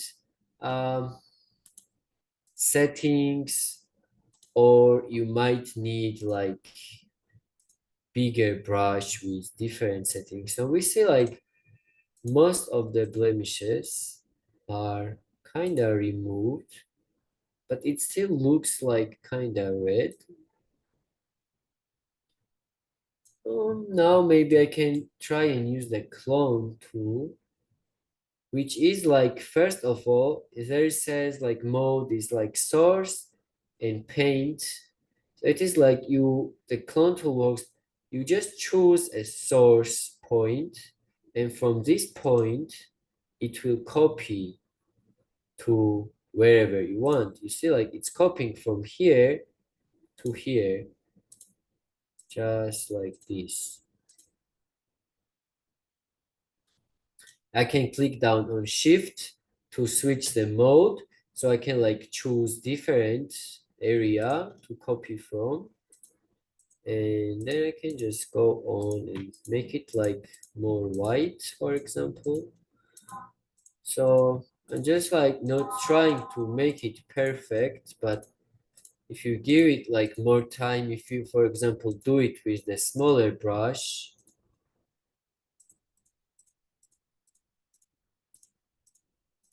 you will have like better effects, of course. You like take different paths. And this doesn't look so perfect. And I have like blur, sharpen and smudge tool. We can like check around what this smudge tool does. Is like it's blurring around a bit.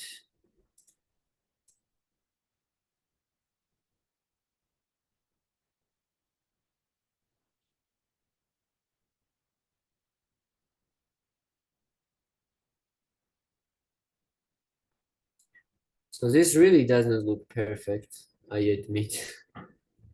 But it's up to like how much time you give it and play around. You can also like, for example, I can take the clone tool and clone this nail or this finger. I can even like clone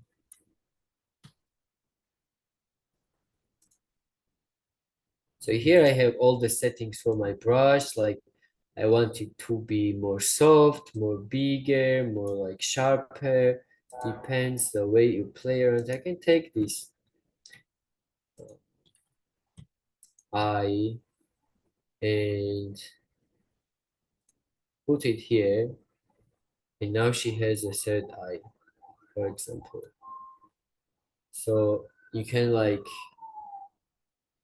manipulate different things using this clone tool, and with this blur sharpen tool you can like smooth out more details, like for example if I would go and blur, I would like smooth out this hair, for example, little by little. I can just go and if I like zoom out, looks like a more smooth and smooth out this part, this part.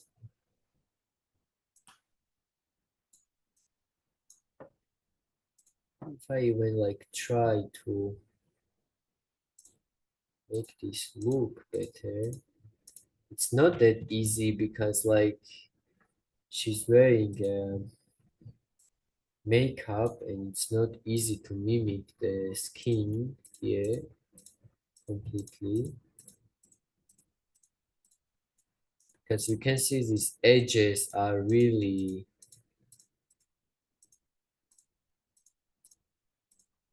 selling us. You see like the when I move around it's like copying from another section. So because if I click the source here, hold down shift, I pick the source here and I copy it here, then my source and my paint area is locked in. So I would need to like do it like this one by one. Also, like bad thing for this is like this one has like limited history. I cannot go back to where it was completely open. What I can do is I can just delete this and open it again. But in more professional versions, the history is like no limit. Okay. So maybe like one of you till we like finish this can share the screen and we can like play around a little bit together.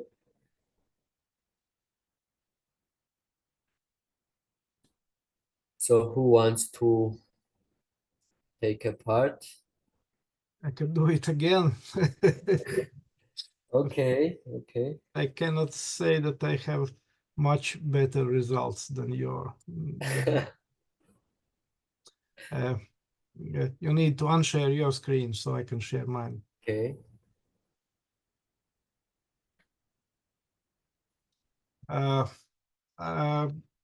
Okay, let's do it from the scratch. The first part is easy, taking away all the blemishes and the red spots. Maybe you need to. Yeah, it just better if you zoom in. Yeah. So you will see. First part is relatively easy because you can do that and still have the natural skin structure, all those little hair on the skin and things like that. After that it becomes much harder because you need to somehow to remove that readiness of that point. Then you can try to find the section on the face which approximately have the this color. Maybe we can try to clone it from here, and no, it won't be like that. Okay, then maybe we can try from here somewhere. What will happen? Why it's turning blue? Yeah, it's because now you need to press like go back on the heel point. Yeah, now you see like click shift. Oh, click shift. So it's like now you're choosing the source from where you want to copy. You get? Okay, And when it's like gets the round icon is to paint. You get? yeah. Okay, but anyway, I just tried a few, and it's by far too yellow. Yeah, it's this image is like not very Maybe we easy also with these tools. can have it from somewhere here. Take a clone.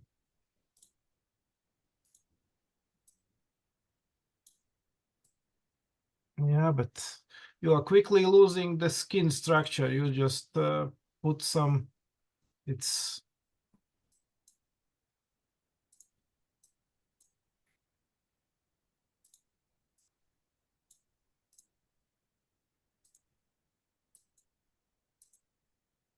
ah. Okay, back.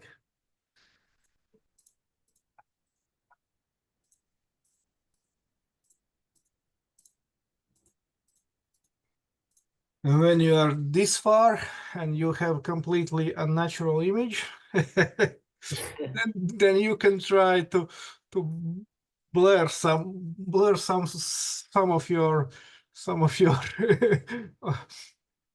Yeah, artistic, to hide the evidence. yeah, hide evidence that you can work on it.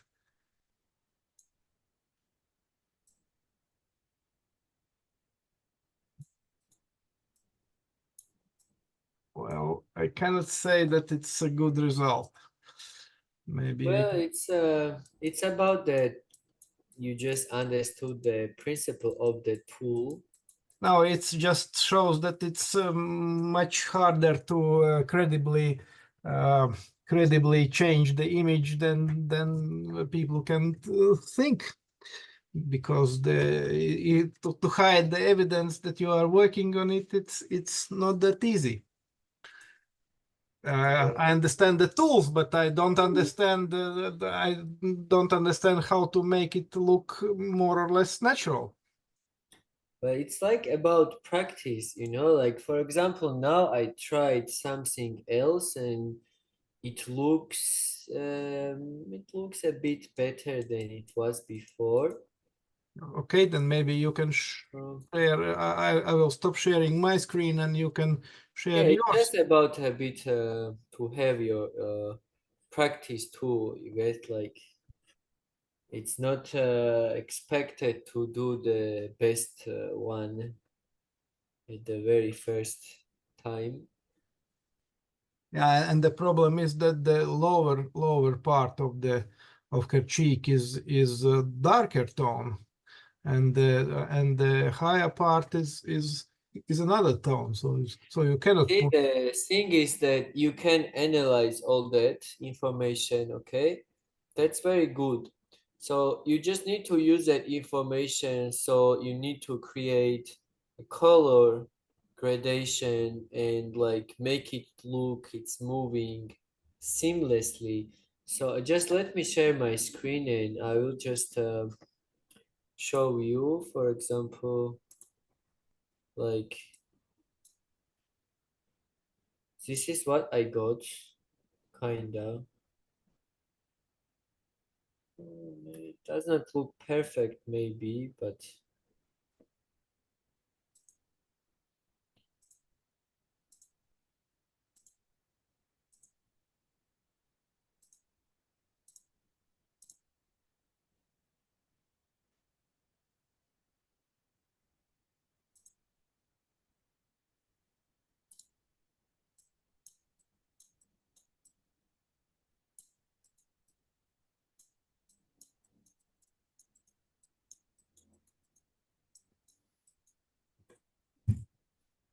Yeah, so this is it basically. If anyone would share or somebody else would join and use these tools with us, it would be interesting to see. Can I try? Yes, of course. Okay. I will stop sharing and you can share your screen.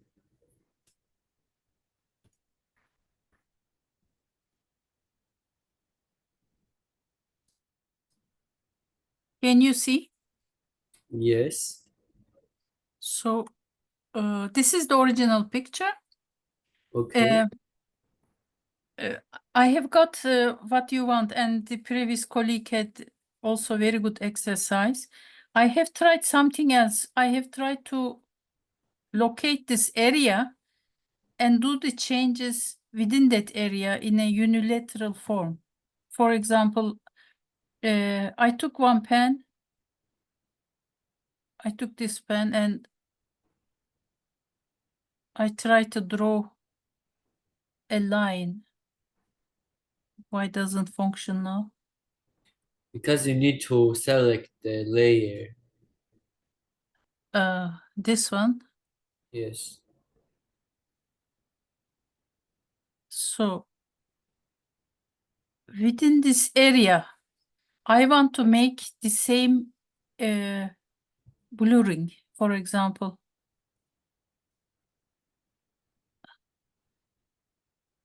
But I don't want to get out of the area. Okay. Maybe you can try the healing tool too. Now, how do I remove this white? That's not the that's not the selecting tool. That's a painting tool. So you just painted that Okay. white paint on the face. So I take the healing tool. You need to go to the open step from history. So okay. No, it can't work like that. No, I'm just trying to use the techniques which women use for makeup, you know. Just make white little. And now I want to That's take it. That's uh, interesting. now I want to take one sample from here and then apply to the white area. Okay, so you need a clone tool. I clone from this Yeah, area and just make little smooth. yes, but you need to go like slower and step by step, so you can zoom in a bit. So you don't if you lose in the middle, then you have color. For example, you have missed steps there on the upper part. This one. Yeah, yeah, so it won't look too bad. Now I choose another source, somewhere from here, more Okay, darker from here. So okay, all right. I want to make it smooth. Also, Transition, yeah. yes, but now it is worse. No, no way. New source. New try. This one. It is too bright. Yeah, so I think the solution can be to go in the brush. Yes. No, not there. This In the clone stamp brush clone up there. brush. Okay. Okay, and you can click that, and you see you have so many options to modify the brush you are painting Okay. with. Oh, okay. So I make the softness and step. Okay. and size, little more. I'll try this one. Yeah, I mean the softness, it needs some softness, yes, some like more softness.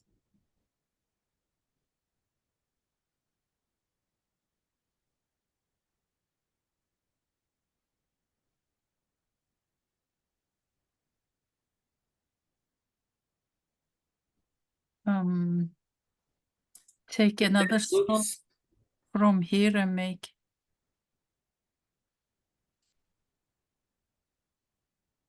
Perhaps I should make the brush size bigger.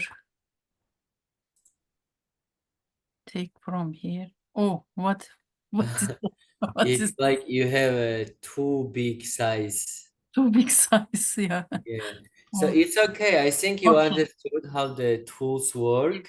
Yes, thank you. It's about really like more just playing around with the brush types and with the positions and so on.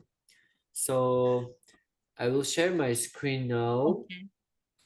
We'll show like just one or two simple. Can we give a 5-minute break?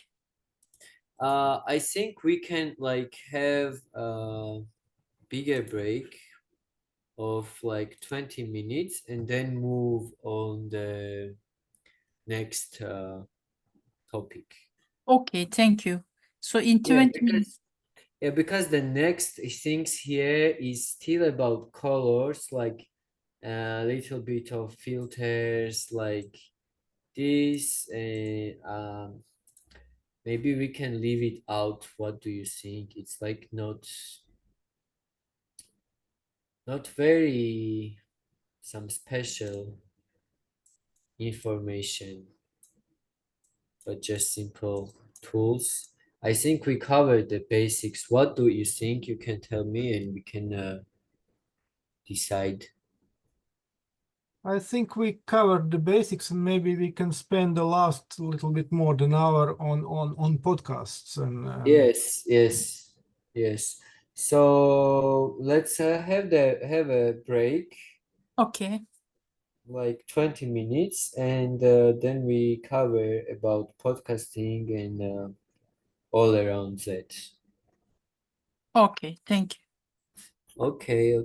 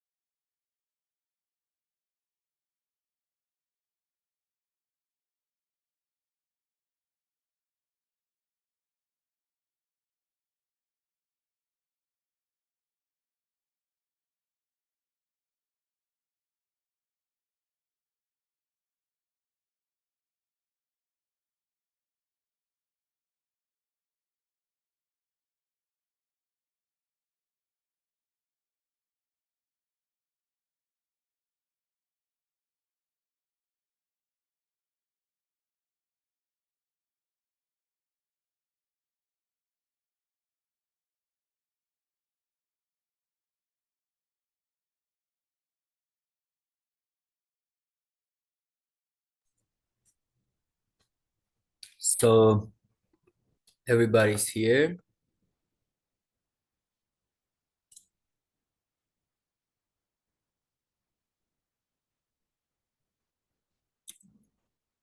Let's wait and continue when I get confirmation from some people.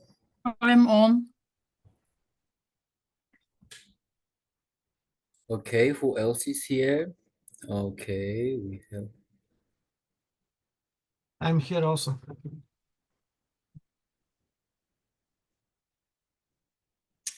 Okay, so let's continue and move to podcasting. So since we like have this in online format, it's pretty like hard to have some practical exercise, because if we were on site, we would like try setting up some exact setups for podcast or software stuff, but we'll still cover everything, but I'll try to show you with slides, and I'll show you some softwares, some platforms, and some examples of podcasts. Let me share my screen.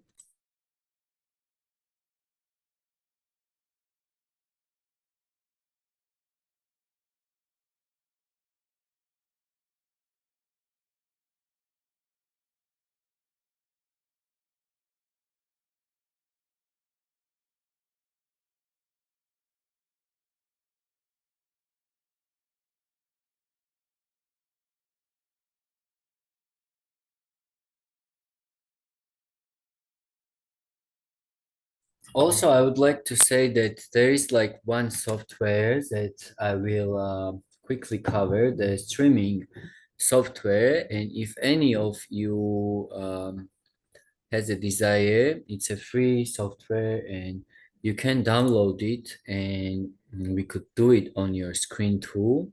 If anybody wants, there is the link of OBS. Stands for Open Broadcaster Software. If any of you want, you can download it and we will go through with your very screen. If not, we'll cover it on my screen, but it will be better for you, so it's up to you.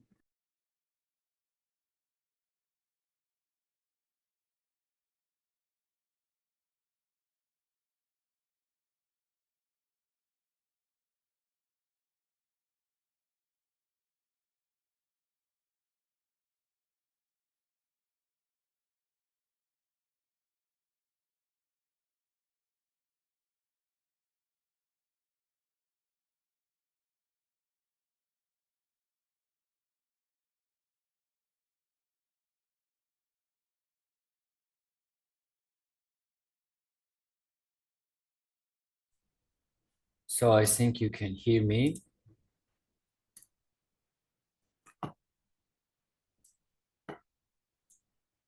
Can you see the presentation Yeah, we see it. Yeah. in Canva? Okay. So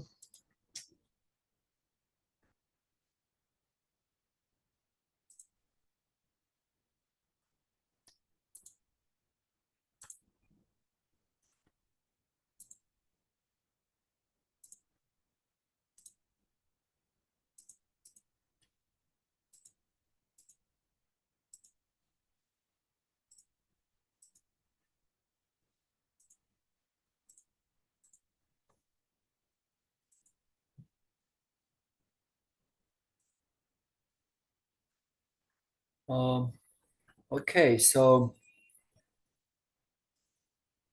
let's start with introduction to podcasting and its significance in modern media.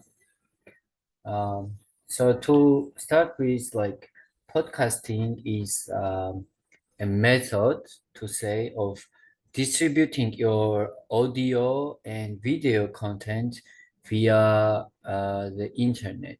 So it just allows listeners to either download or stream episodes and listen at their convenience. And unlike traditional radio broadcasts that air at specific times, podcasts provide on-demand access to a wider range of topics. Like podcasts can be standalone episodes or part of a series, and it's are often like distributed via like feeds such as social media platforms like YouTube, Facebook, Spotify, and the most biggest of all, like Apple iTunes, like Apple Podcasts. So first podcasting began in the early 2000s, and it was like a niche medium for more people who were tech enthusiasts, and the podcast term was kind of came up from a journalist in 2004. His name was Ben Hammersley, and it's combining iPod and broadcast. It's very interesting because it's directly linked to technology of that era, and the medium of podcasts um, gained momentum more and more as the MP3 players and later smartphones were on the market. And in 2005, Apple decided to add podcasts to its iTunes library, and it significantly boosted visibility and accessibility of the podcast. So to say it is not like very old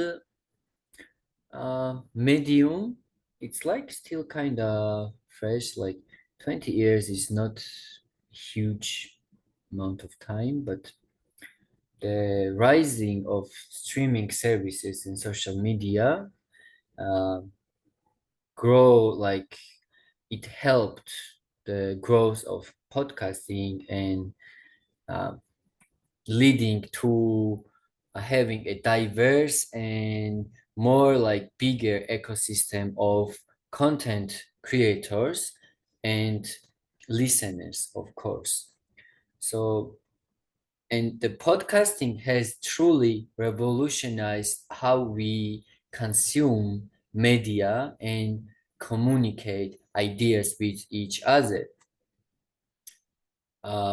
It offers really like a intimate and unfiltered platform for creatives um, to connect with audiences, but on a more personal level. And unlike traditional media, podcasts allow for deeper dives into niche topics like communities around shared interests and so on. And its accessibility and convenience of podcasts, I mean, has also played a huge role in democratizing media production and enabling anyone with a microphone and internet connection to share their voice globally. So this has led to an explosion of content, and with podcasts now covering nearly every conceivable topic on the internet. And we have some of the successful examples of podcasts and their influence. For example, there's this woman who is a journalist named Sarah Koenig, and she released a podcast, which is a true crime podcast called Serial, and it became a cultural phenomenon upon its first release in 2014. because it reinvigorated the real interest and in long form narrative driven podcasting and highlighted the potential of the medium to engage listeners in deep and more investigative storytelling. So imagine this type of thing was never seen on the scene before, and the serial had a significant influence on the podcasting industry, which led to inspiring numerous similar shows and proving that podcasts can achieve mainstream success. So imagine this is still 10 years before 2014. It was still a big finding.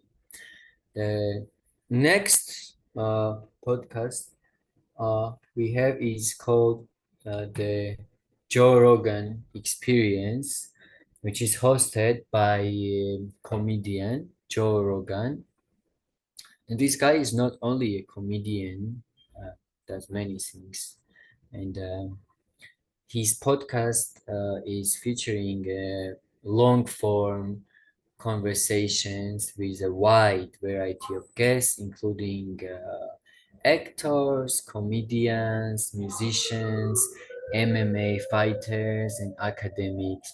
And best it's known for is its unstructured format and deep dives into diverse topics. And the Joe Rogan Experience has become one of the most popular and influential podcasts globally, demonstrating the appeal of long form content.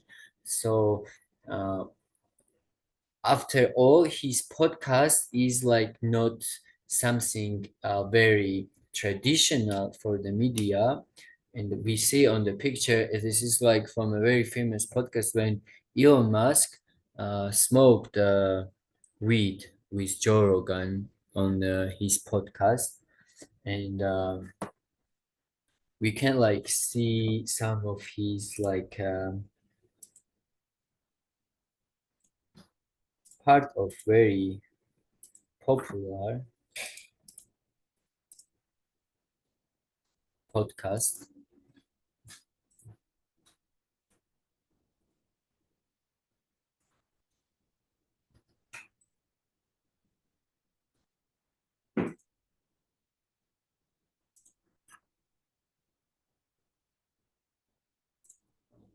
Okay.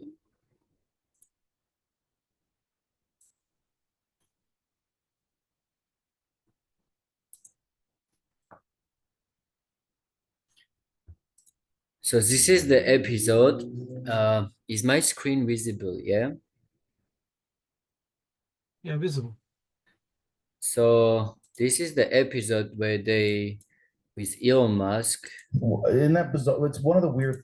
they order pizza In that together bizarre, on a podcast. it's one of the weird things about people is that unless the threat is in front of us, it's abstract.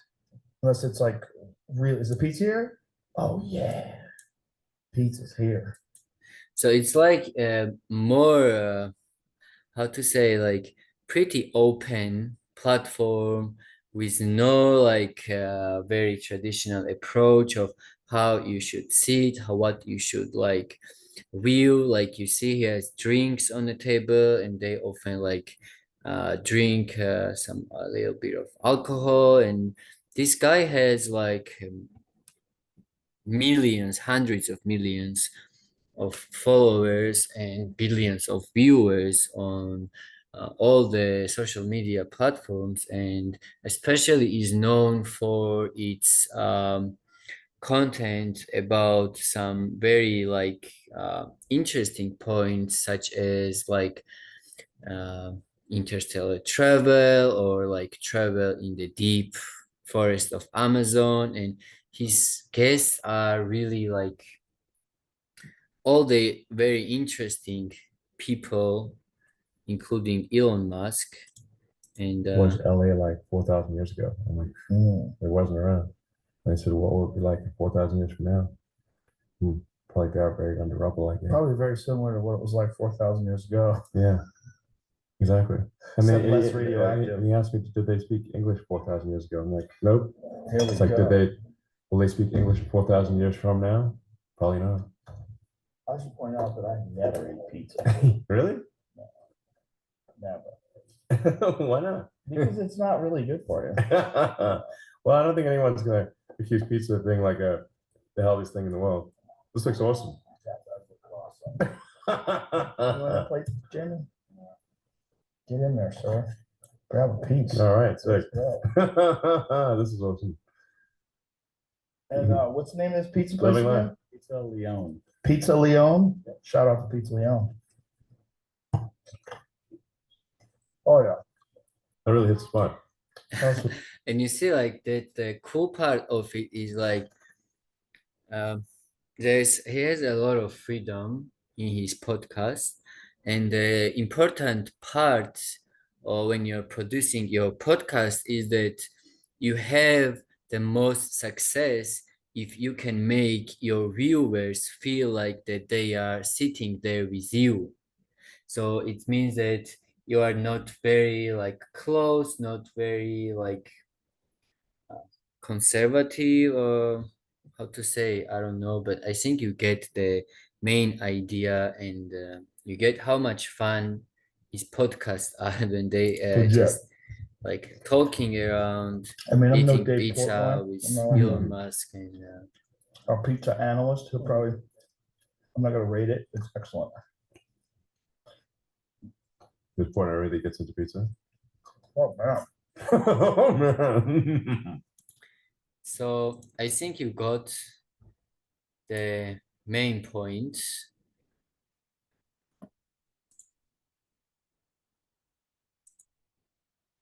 Of what is his podcast about, and we'll go back to his style a bit later too. And he like never was a journalist or a media person or something, but it happened like very spontaneously, and then it went viral, and you can find like numerous persons starting from like FBI and CIA, like ex-CIA agents, to some like very well-known politicians or actors or travelers or scientists or researchers, and it's really delivering something that has not been there in the media before. Because when you see, for example, Elon Musk in this type of format, it's like you get to know them better when they are more natural, more open.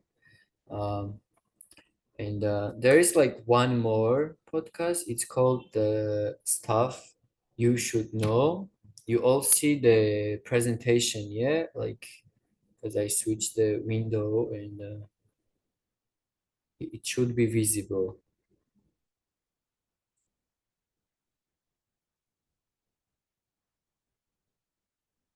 Sorry, is it visible? Can anyone confirm? Yeah, it's visible. I just think we should skip that overall introduction on podcast. Probably everybody knows what it is, and look at the streaming tools. Okay. It's just I need to still cover some things because I cannot tell who knows and who does not know, since there are like 8 participants there, and it's better to cover everything. Did you try and download the broadcasting software? I have just downloaded and opened the software. I did it also. OBS 30.2.2. Okay, we'll get to there too. So let's say we want to set up our own podcast, okay? What should we describe first? Yeah, like we can have 2 types of podcasts. it could be like an audio podcast, okay, where there like we don't use any camera or like live streaming. We just make like podcast and put it on SoundCloud or put it on Apple platform or Spotify platform. And let's say we want to have a podcast like Joe Rogan, where we have a video also, and we want to live stream our video on his platform. So let's say we need microphone first of all, because podcast is all about audio, and there can be USB microphones like this one, which is called the Blue Yeti, which is like for more home setup. So let's divide it into two. We have either like home setup or we have a studio setup. For home setup, we can just use like one microphone like this and our laptop and laptop camera, and we wouldn't need anything. It's just we really can't have guests since we have like one camera and one microphone. So home setup is really for like solo podcasting. And yeah, it's like very simple to set up, and we'll cover how to stream that type of setup with the software. And if we need some more like studio setup, we need to have some additional items like this more professional microphone. So what I want you to know, like there is no big necessity to have like exactly some very brand pieces like these headphones from Audio Technica or from Sony, but you can like in the beginning start with whatever you can have. And let's say like one of the most interesting parts is, how do I set up a studio podcasting setup? Okay, so is everybody following? Because this is like the most interesting part. I am following, yes. Okay, does any of you have ever had any touch with camera devices or microphones or anything around that? No, not me, definitely. I have no experience. All right. It's good to have that information. So I'll try to simplify it for you as much as I can.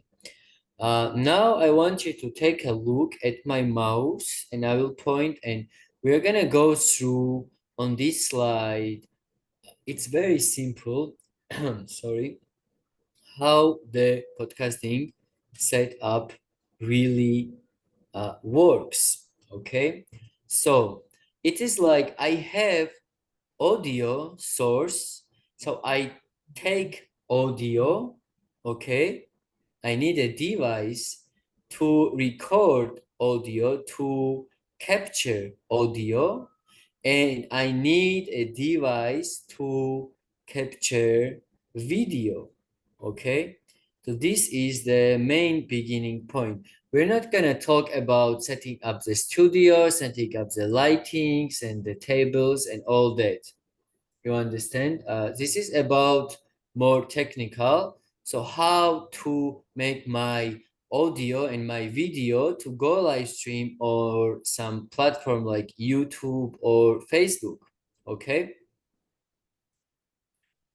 And here is given every step for the like most simple studio setup. We are talking about studio setup, which means you can have like 3, 4, 5 guests, depends on how many microphones, how many cameras you have, and all that, but at least to have 3 to 2 guests with the visual and audio at the same time.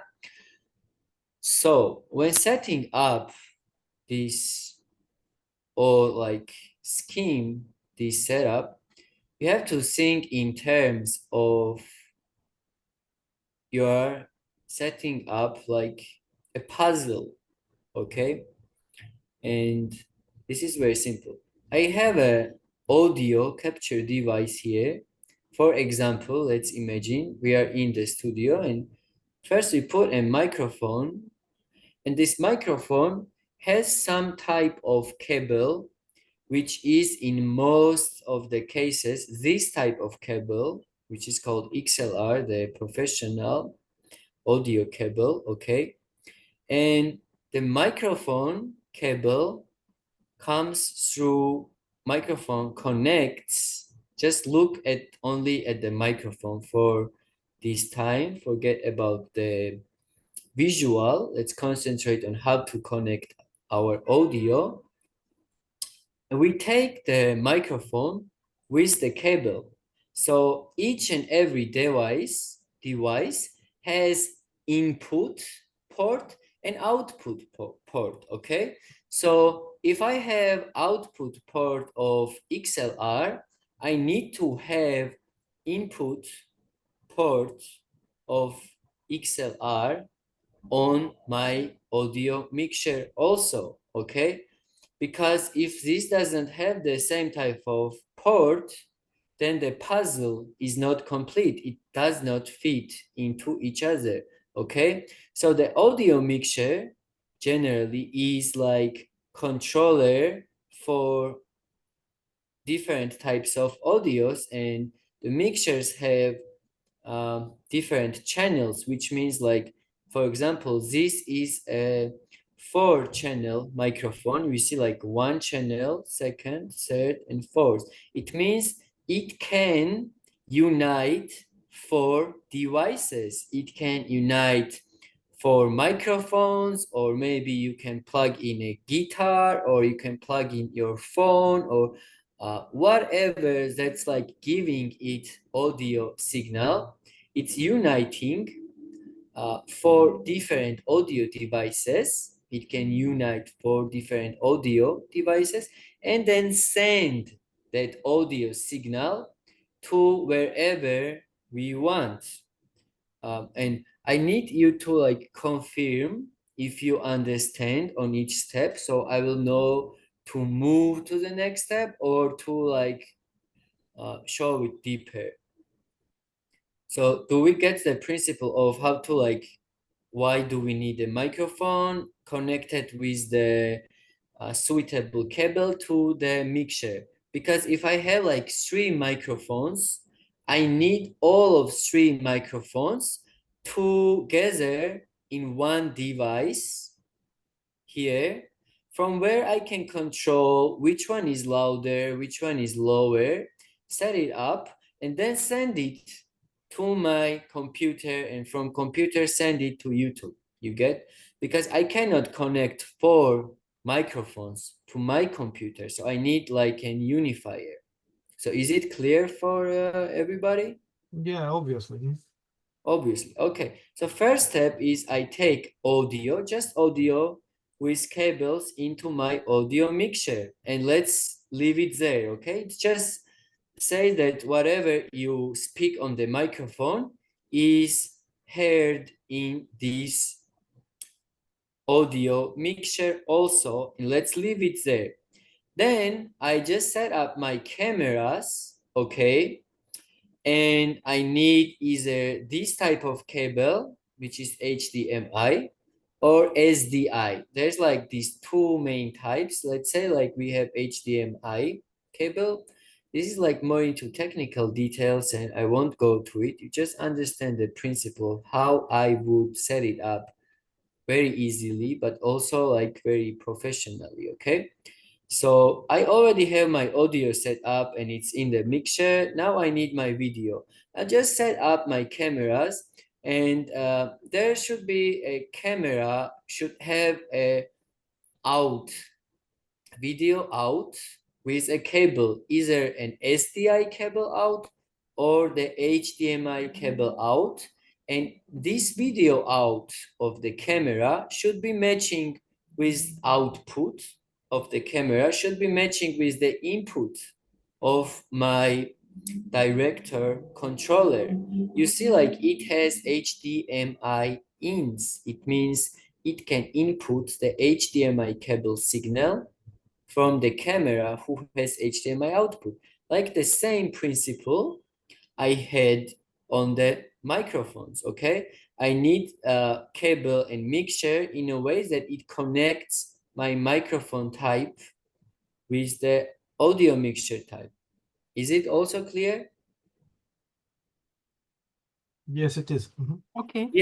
Yeah, so these two types of cables is like the most common cables, okay? You either have XLR audio here on the professional microphones and these audio mixers, and you have either HDMI cable or SDI cable on the camera.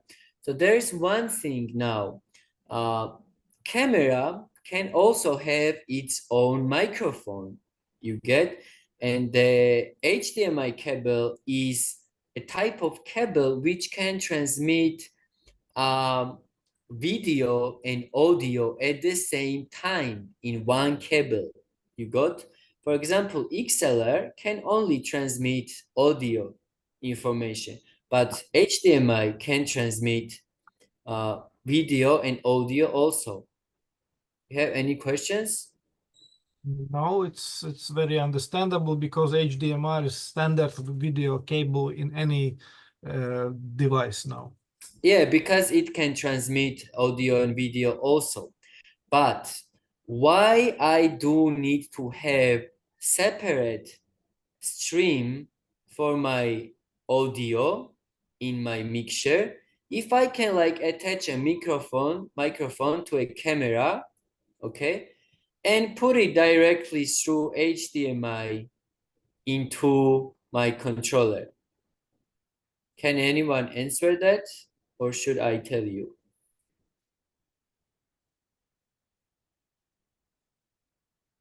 You Okay. probably the reason is that your microphone signal is going to the audio mixer, and probably it doesn't have HDMI connection even. No. I mean, look, what's the thing? Cameras have their own microphones too, yeah? Like inbuilt microphones.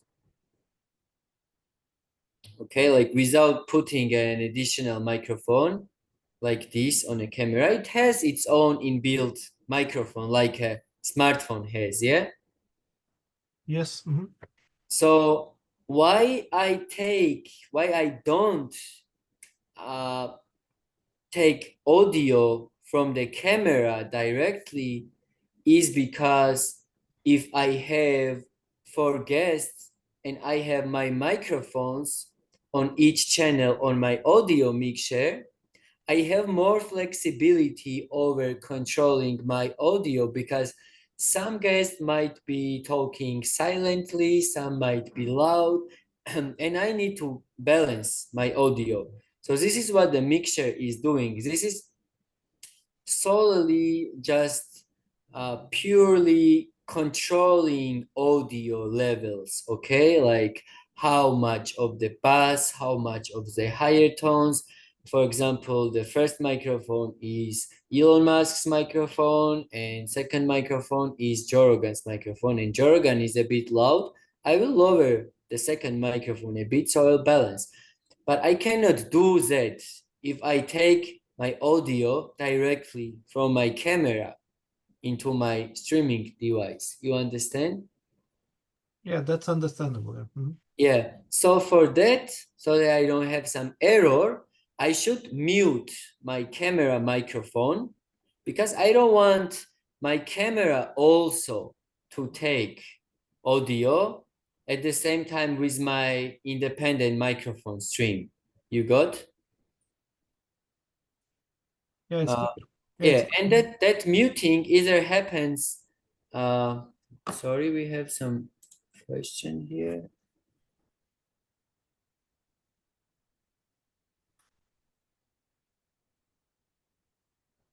Okay.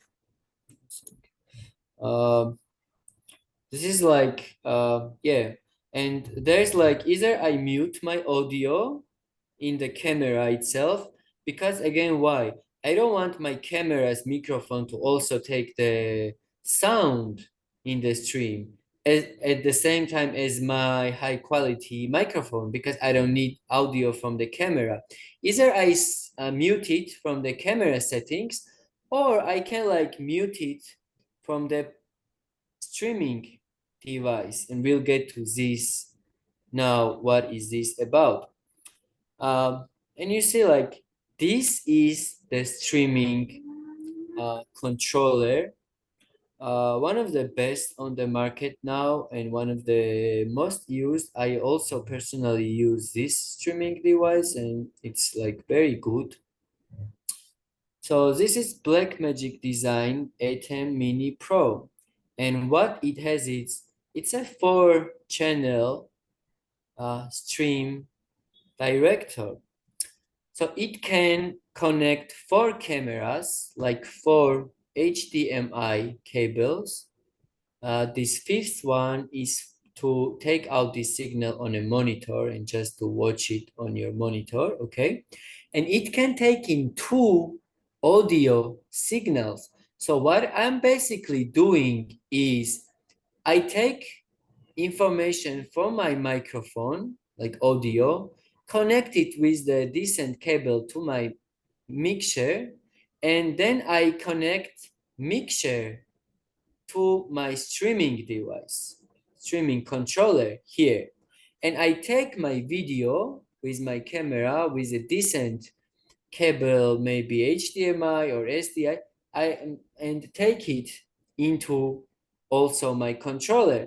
So now in my controller, I have audio from here and I have video from here.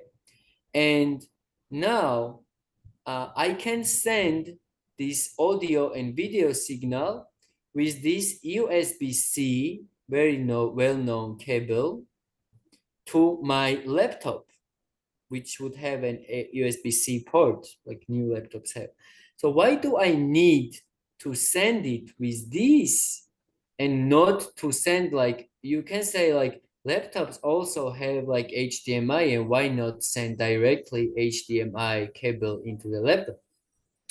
Because if I do it like that, then the laptop won't notice my camera as a camera and as a capturing device. The streaming software won't notice it as a camera, and I cannot stream. It needs a controller, okay, to notice it as a capture device, as a camera, and to then stream it. So what I basically do is I collect all the audio and all the video in this streaming controller here.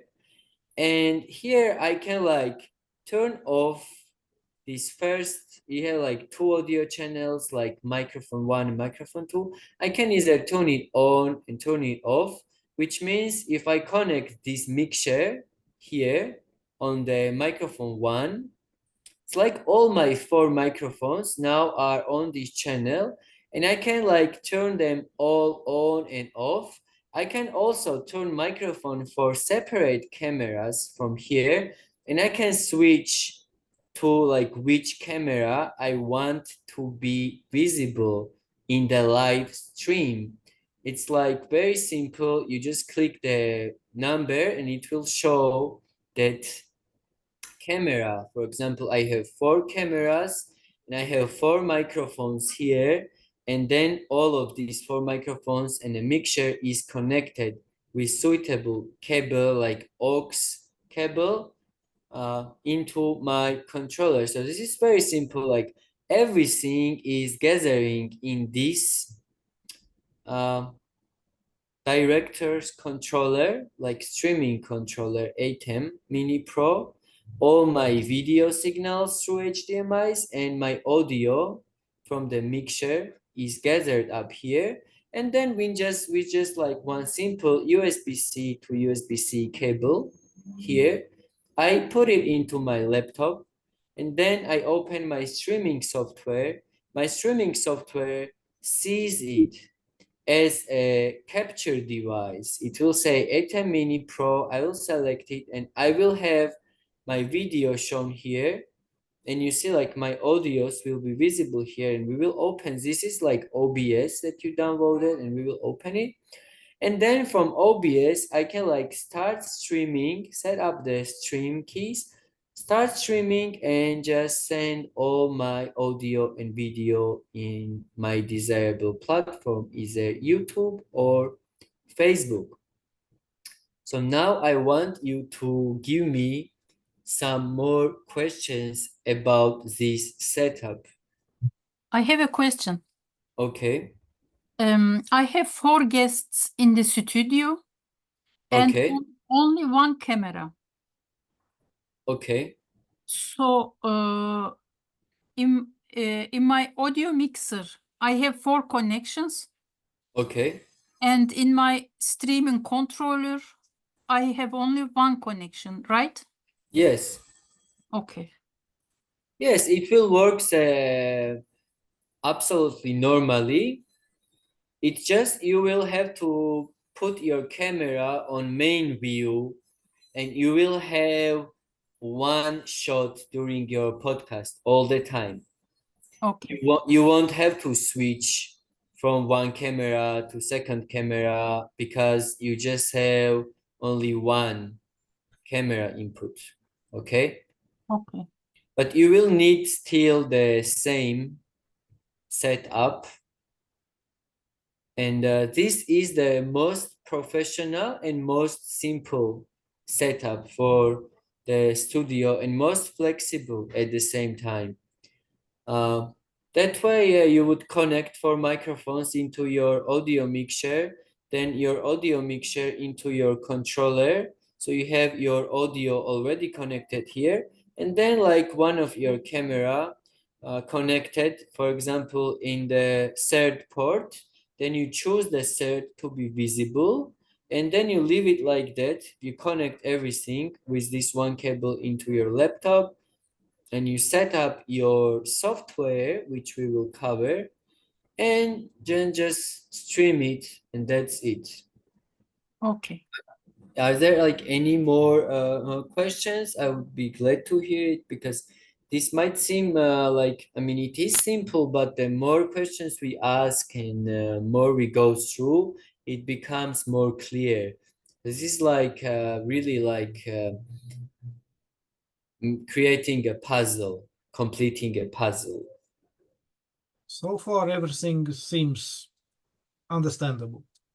Yeah, like just simple thing is, you should know that certain inputs generally in media, certain inputs like this input or like this work only with certain outputs. So if I have this input, I cannot plug it in this type of cable or this type of, you get? Like, I cannot plug this type in here. So I should just know in advance that whatever devices I am connecting with correct cables. Okay, this is not only about that the shape should fit, it should be the device type, the cable type. Some cables are like for transmitting audio, some are for transmitting audio and video. Some cables are just for transmitting only video, okay? And it cannot do more than that, okay? I And have one more question. yes, Can we focus on the audio mixer? Can we zoom it audio mixer? yes. Okay, so I would like to know the function of these slots Okay. 1 and 2, and balance out and I mean all this upper part. What Oh, are the okay. functions? Okay, this is like it has definitely to say more simply, it has like ins and outs. So it has ports where it is like receiving signal from where, and it has ports from where it is sending the signal, okay? Okay. So you would like your microphone, I mean, it has more on the back, okay, which is not visible in this picture. You would use the mic line input, for example, okay, this type of XLR. You see, like it has 3 points, Okay. okay, and it goes right in there, 1, 2, 3. Okay. Number 2. Okay. Yeah, so you would connect it there, and then to take it out to your controller, this controller only accepts this very familiar aux cable. Okay. Okay, so I need aux out, which is either this,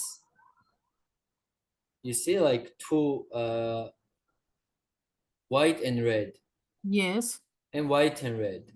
Okay. This is like one part is like this, and another end is like this. You get? So I just need to match the types, and then it's all connected. When it's all connected, all of this, I mean, you don't need to use everything from here. You have these phones, so you can listen in your headphones to the mixture directly. Okay.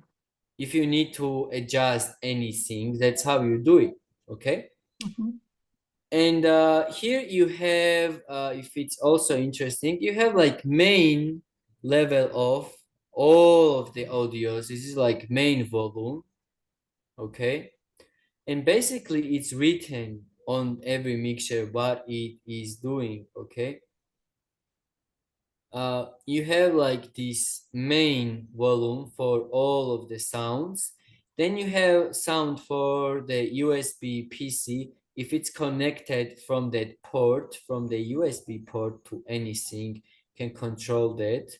And then you have, this is like volumes for your microphones.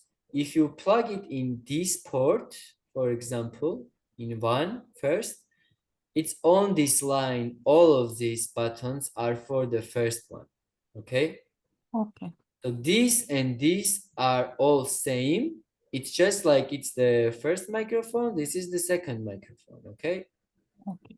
And all of these are like volumes. It's like very simple. There is nothing hard about this. It's just there are too many buttons and it might look a bit confusing, but it's like very, very simple. It's like this is, for example, the lowest is like the bass, like the more bass sounds of this microphone signal, then of the like middle tones and the high tones. You get? Of Okay. the one same sound you get from the microphone, and you just like adjust the levels of how much bass you want, how much middle tones you want, and how much of the high tones you want. You just listen to the headphone, and basically that's your mixture. You just should be sure that like this is not turned off from the main, and here it shows you how much the signal is coming. This is pretty much same as it was in the photography exposure.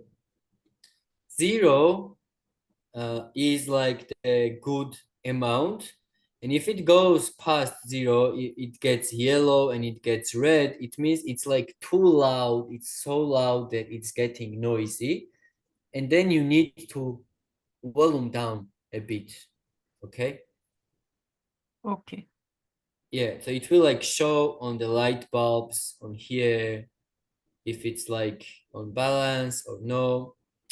So that's like basic thing to like structure your studio. You will like connect separately your audio to mixer to controller, and your camera, like your visual, into controller. And in controller you have basically like your audio and your video gathered up. And from here, for example, there is this button FTP. It says like fade to black, so it can just turn your video into just black screen. Okay, if you are like finishing the stream and you want to make it go to black, just click it. And for example, once they had an issue with podcast, they called me, they said like, oh, like we connected everything and it's like not working, and it's just showing black, and everything, the cameras are turned on, everything is plugged in, we checked it many times, but it's not showing. And then it appeared that they had turned on this fade to black button, and it just showed the black screen because of it. So it's also about being attentive on like what you have turned on, what you have turned off, because from here you might like turn on everything in your mixer, plug it in the first audio channel of this controller, and here it might be set on turned off. Okay, then you won't have audio. Okay. And this is like what the setup might look like, for example. But this is like more like, you see, like he has the audio signals here and the camera signals here. And from here, it takes up to this little monitor so he can look, and everything is connected, and then it goes into the laptop. So from the laptop, it can stream on YouTube or wherever you want. And she then controls it to like show either third camera, fourth camera, whatever you want to show in the live stream. Is it like kind of clear? You got more information how you would like set up? One more question. Can we have a compact device, audio mixer and streaming controller are together? You Just can, one compact. yeah, you can have, it just depends. If you want to have multiple guests, then this is the most compact. Okay.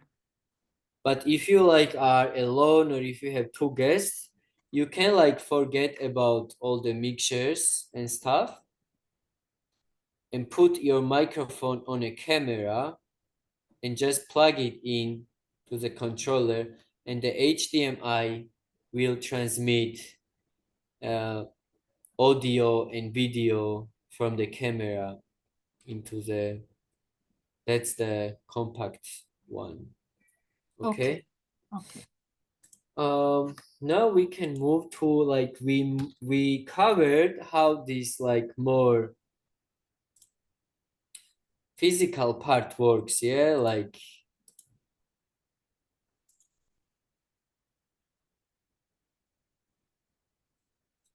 setting up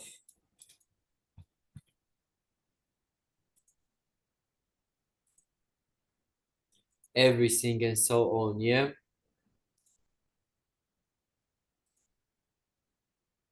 So should we move to the, like we came to like how to bring all the information to the laptop here, yeah.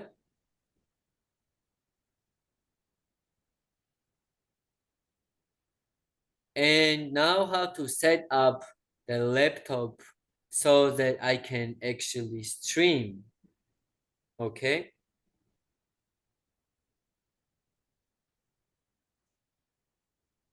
So far, everything is clear. Move on. Okay, so now I will share the OBS.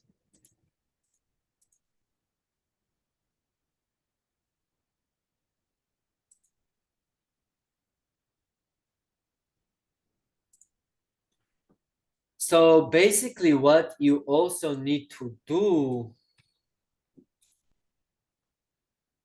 is I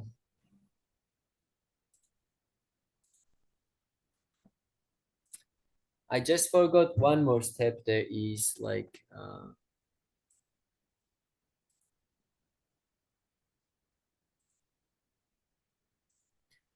do you see like this is ATEM software control, okay?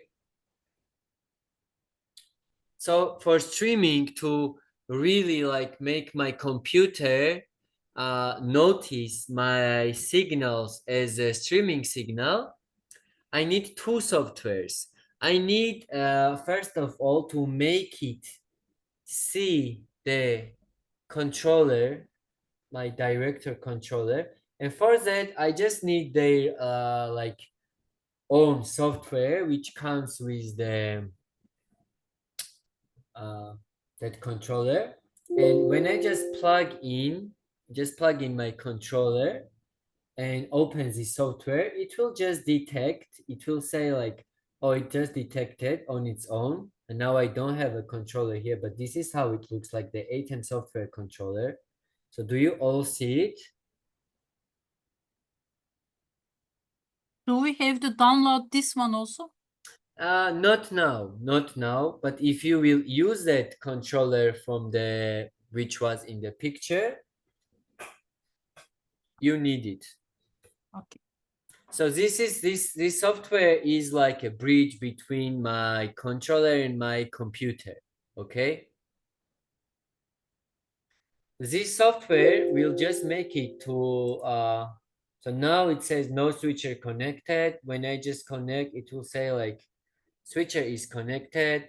And then when this software will see my controller, okay, this is the software from the controller itself, from the controller manufacturer. Then my OBS software can also see the controller. So is it clear?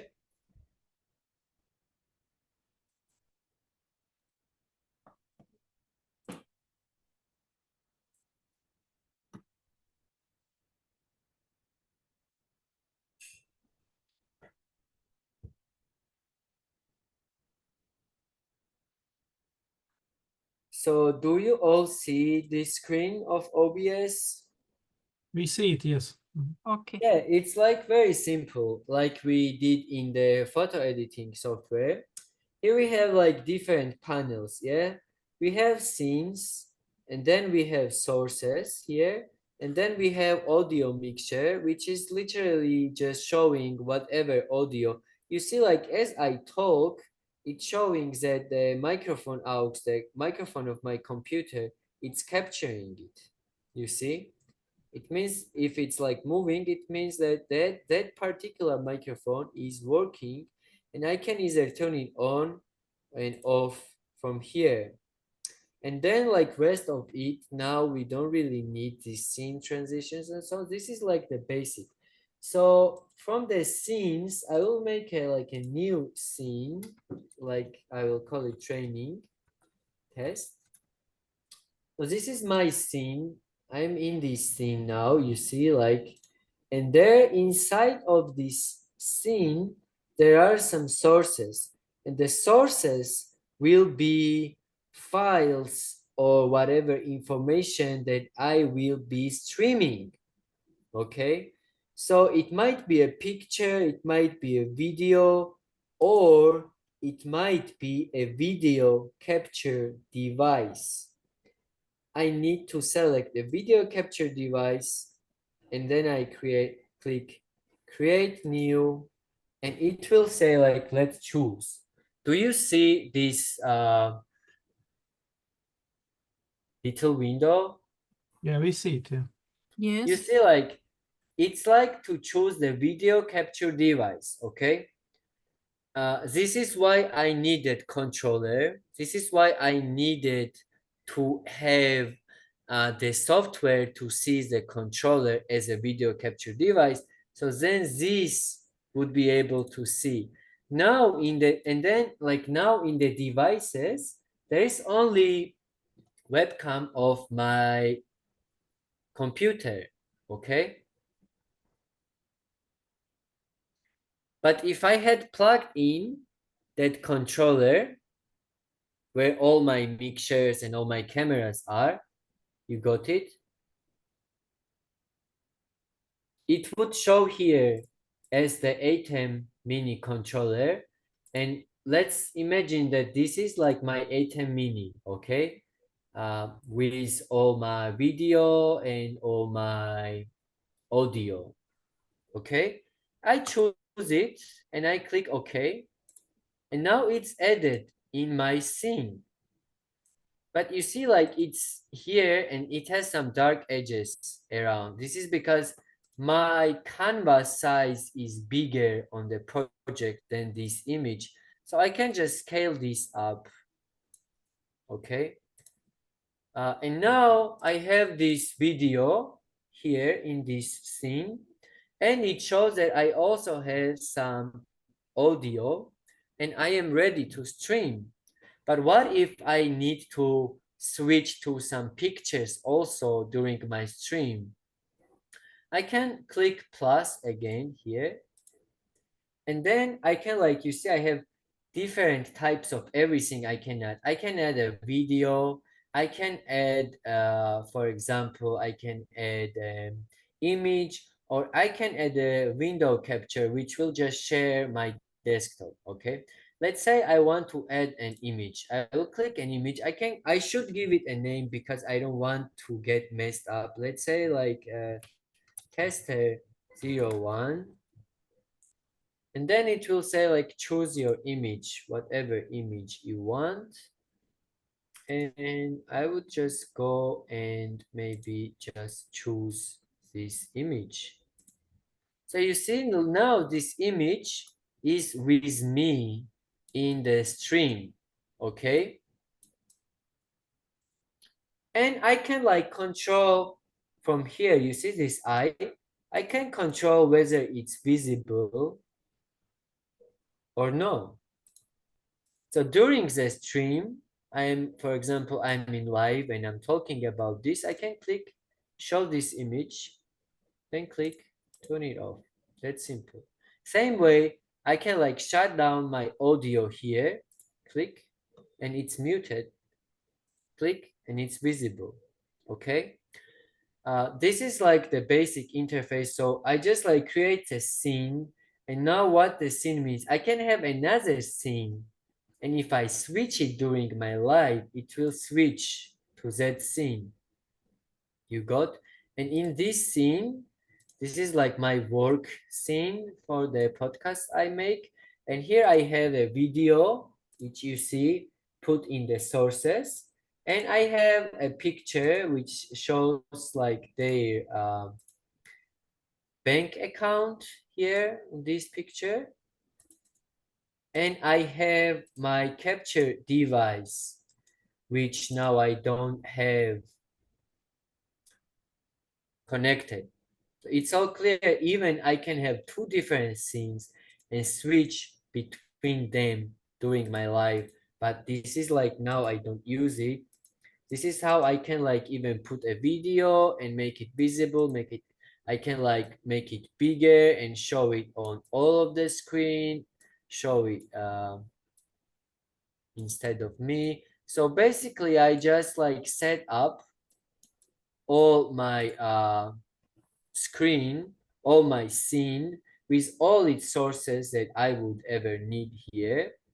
And then I would go and set up my streaming. I just go into settings, you see, this is like very simple software. Then I go into stream and I can choose what type of stream I want, okay? And let's say I want a Facebook Live, and how the streaming works is each streaming platform, each account has its own streaming key, okay? So I need to go on Facebook now. I will go on Facebook. for example, and I will copy. I will show you how to.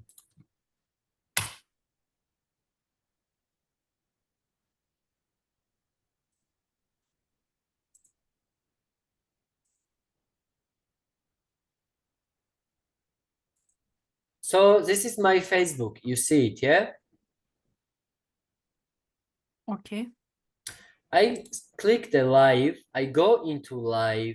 I click go live. The same in YouTube also. So it's loading, and you can see here I have two options: use my webcam directly or streaming software. Now I need to streaming software because from streaming software you can see how many more things I can control. So I choose the streaming software. Now here is the streaming key. I will copy this streaming key. Okay, and I will paste it. You see the OBS window? Sorry, is the OBS visible? We see again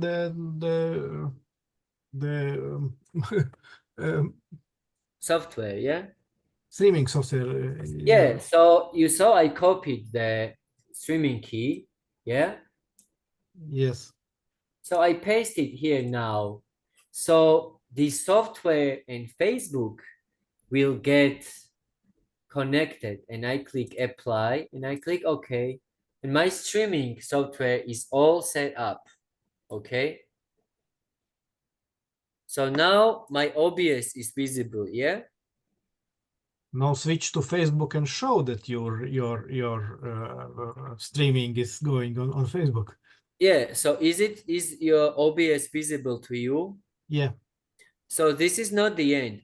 I just set up the settings, yeah, here for streaming. So I connected my streaming key, which was very simple, yeah? Now I need to click start streaming. Click start streaming, okay? And it's already, you see here, the time is going. It means it's already streaming, okay? Now I will share, switch to Facebook again. Do you see my Facebook? Yeah, we see it. And you see the video here. Yeah. So it's always like delaying like 10 seconds. Now I will move my arm. I'm moving my arm and it will move in a little while, you see? Yeah, we see it, yeah. For example, I turn that picture off in my software, it will turn off there too.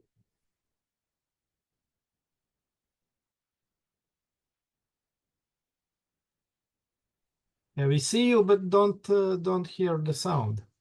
Because it's turned off from here. Yeah, we see you, but don't hear the sound. Because Yeah, okay. it's turned off from here.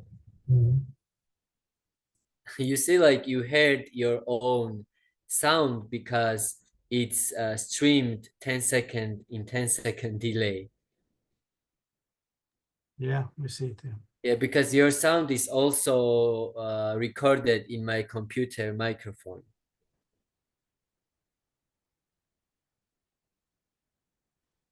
And then here I just like set up all these basic things like title, something, and description, something. I click save.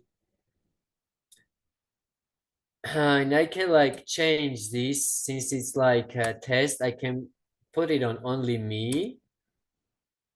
Click save. And on the left side, you see, it has like go live.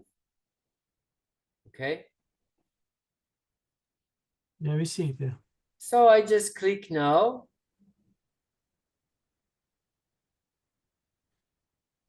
And now I am in live, and whatever I do, it will live stream with a 10-second delay here.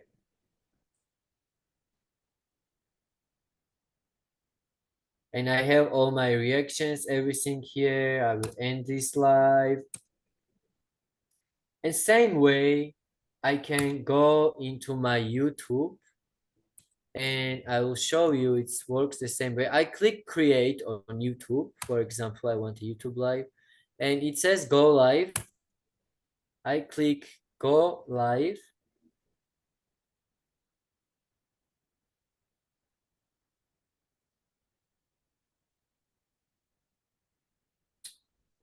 Okay, I don't have access on this account, but I will have access on this one. Like my working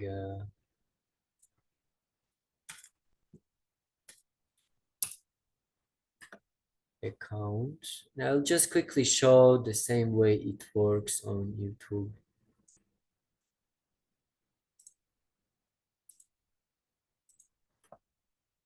It's like I click the go live.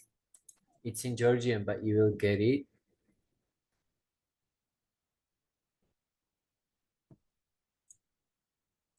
I'll just quickly switch it to make it private, so I don't want it to post it. Okay. And now you see here again, there is the streaming key. Okay. You all see it? Yeah, we see it. Yeah. So I will copy this streaming key. Now I come back to my OBS and go into my settings, into my stream. I will choose a YouTube stream. I will click use stream key and just paste it. And apply and okay. I don't need this. So now when I click start streaming, it will send the signal onto YouTube. Let's say start streaming. And let's move on my YouTube. You see my YouTube window, yeah? Yeah, we see it. Yeah.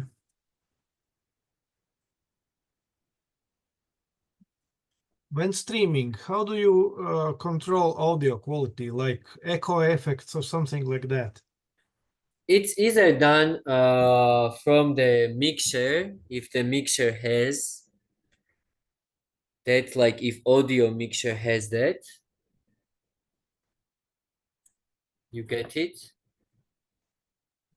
So you see the stream came. We are on live. Mhm. Same way with audio. Live. Same way with audio. Live. Like a 10-second delay with audio. Yeah, but just like that, we had a poor audio quality with some echo effects and some like blurred. It was how can you control it? Now you mean, or you had an experience in the past? I had it. I mean, look, you need to have good quality microphone, first of all. Second, you need to like balance it on the mixer. Like on the mixer, it should not be showing yellow lights. Yellow lights means that it's like too loud already. Okay. Mhm. And if it's echoing, it's either because of the room or the microphone type, which is giving that effect. And you cannot do much from the software. You get the live software is not for editing sound in live. You need to have provided a good quality audio when you get to the step where you are going on live stream. Okay. And for example, now look what happens. It's like echoing my sound because whatever I say is playing 10 seconds late on the stream. You get? And then it's like recorded again. And then it's saying again late, and then it's recorded again late, and then it's trying, and you look like it's saying again late, and then it's recorded again late, and then it's trying, and you look like it's saying again late, and then it's recorded again late, and then it's trying, and you look like it's saying again late. Yes, but if you are live streaming, that will be the standard situation. You are talking, something is recorded, something is streamed. No, that's not how it works. If look, now I'm live streaming, yeah. So, but when I'm live streaming, I'm not listening to my live stream on speakers. You get? Yes. That's why if I want to listen to my voice, I use headphones, because now when I talk, my talking is recorded again in the same microphone. And that's why it's going on a loop and it's losing its bad quality. You understand? Maybe this happened to you. Yeah, okay. You get like now when I talk, for example, I will just say one word and it will loop in the live. For example, I will just say one word and it will loop in the live. For example, I will just say one word and it will loop in the live. For example,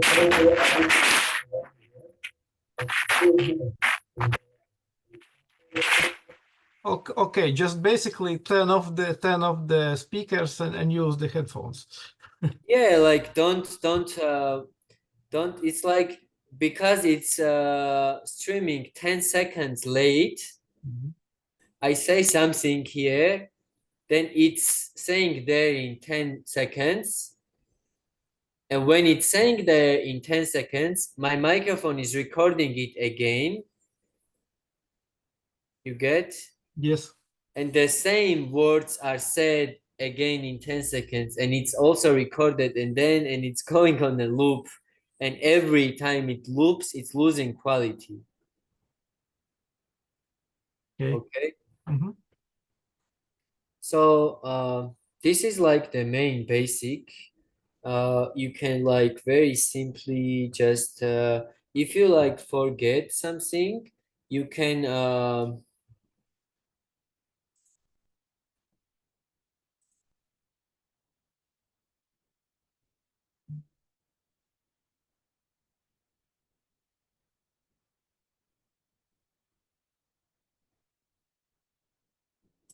either research about it. Basically, if you have any questions, you can give me. This is like basic knowledge about the streaming setup. I would like to make a streaming from my YouTube. Can we go online and make one example? Yeah, we can. So I share my screen, my YouTube, and okay. then this program. We can, of course we can. If the others also. I mean, if somebody is like doesn't want to listen and stuff, they can leave. And who wants to go through your example, they can stay and experience. No, that's okay. We want to see. Okay, so I want to share my screen now. I am sharing. Yeah, share it. First, I have to open my YouTube. Just one moment. Arrange everything and then share. Okay, so I'm sharing. So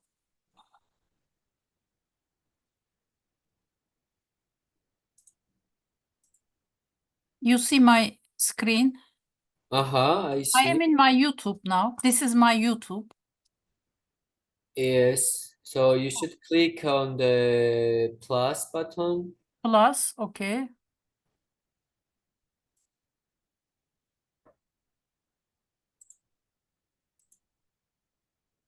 Create, then click on the go live button. Oh, go live, okay. And let's see if you have permission on YouTube to go live. That's another thing. Request access.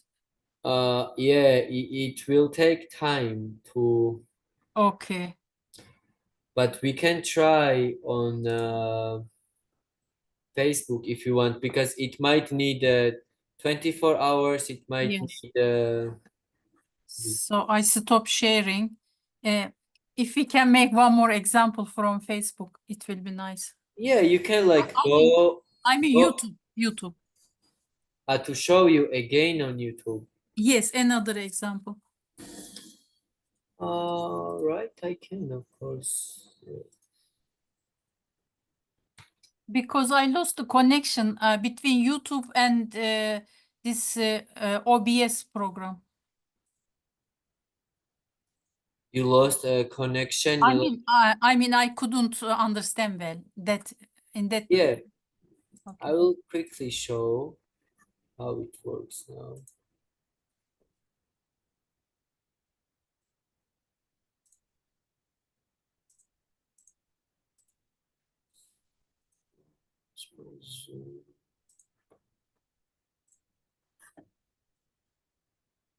So here we are on YouTube, okay? Okay. So I just click go live again, Okay. and once you have permission, it will take you to such a page, okay? Then I'll just, for this instance, you see on the left side here, it's saying RTMP stream key. Okay. So this is like saying the stream key, you will find it on Facebook too, you will find it on YouTube too, and if you want to any other platform, okay? Okay. So I just simply copy this Copy. Okay. here. I mean, it's Georgian, but it's a simple button copy. And also I just from this is like the edit button. Okay. I will just set up like a title, description, Okay. like if it's public or private, visibility, all these like simple details. Okay. Okay. So I copied the streaming link and I come back to my OBS. Okay. You see? And here I have the video capture device chosen.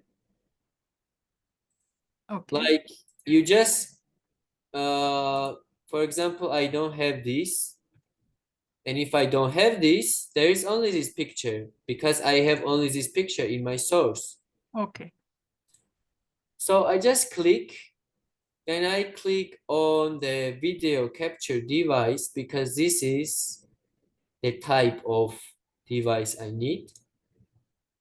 I call it, for example, something that I understand, camera main. And then in device type, I should choose either it's my webcam, okay, or the controllers that we were talking about, okay? Okay.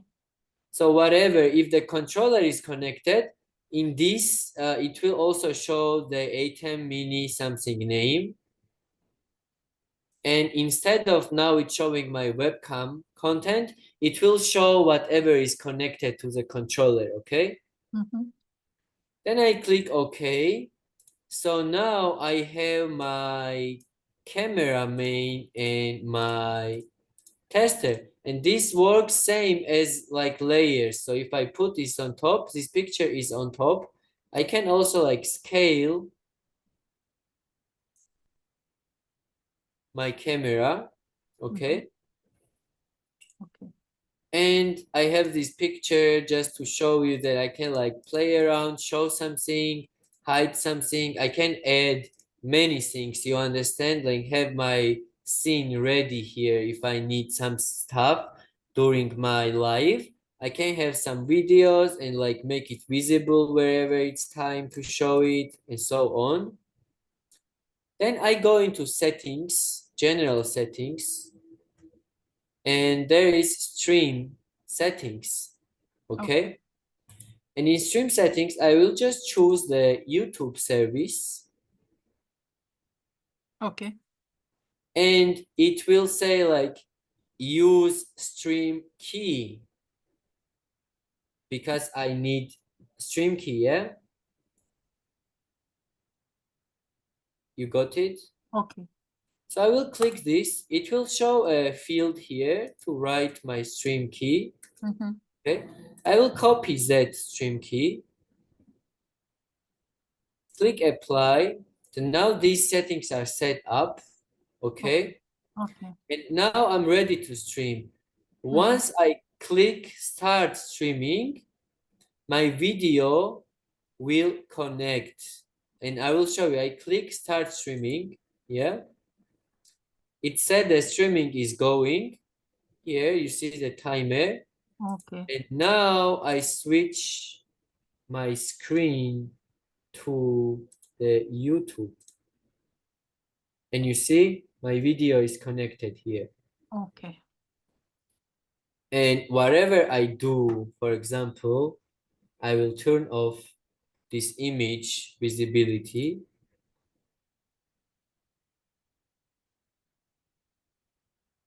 You see it turned off. It has like 10-second delay. This is like a normal thing. I will turn this on and move it around here. For example, I will like make it larger. So you see like this is like so cool, yeah? Like you can do so many things. Yeah. Okay. So this stream key, copying and pasting it, that is the part which I had lost. Now I got it. Thank you. Yeah, that's the basic thing. You just need to like copy the streaming key of the platform and just then connect it by starting your live.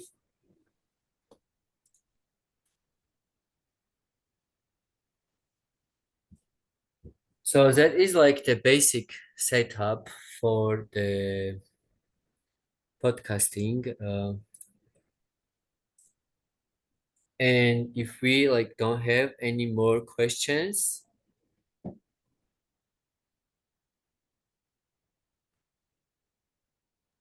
I think we can end here because yes. many things needs to be tested in your own experience, and then maybe you can have some additional questions. But for the oversight of the situation, I think it's enough.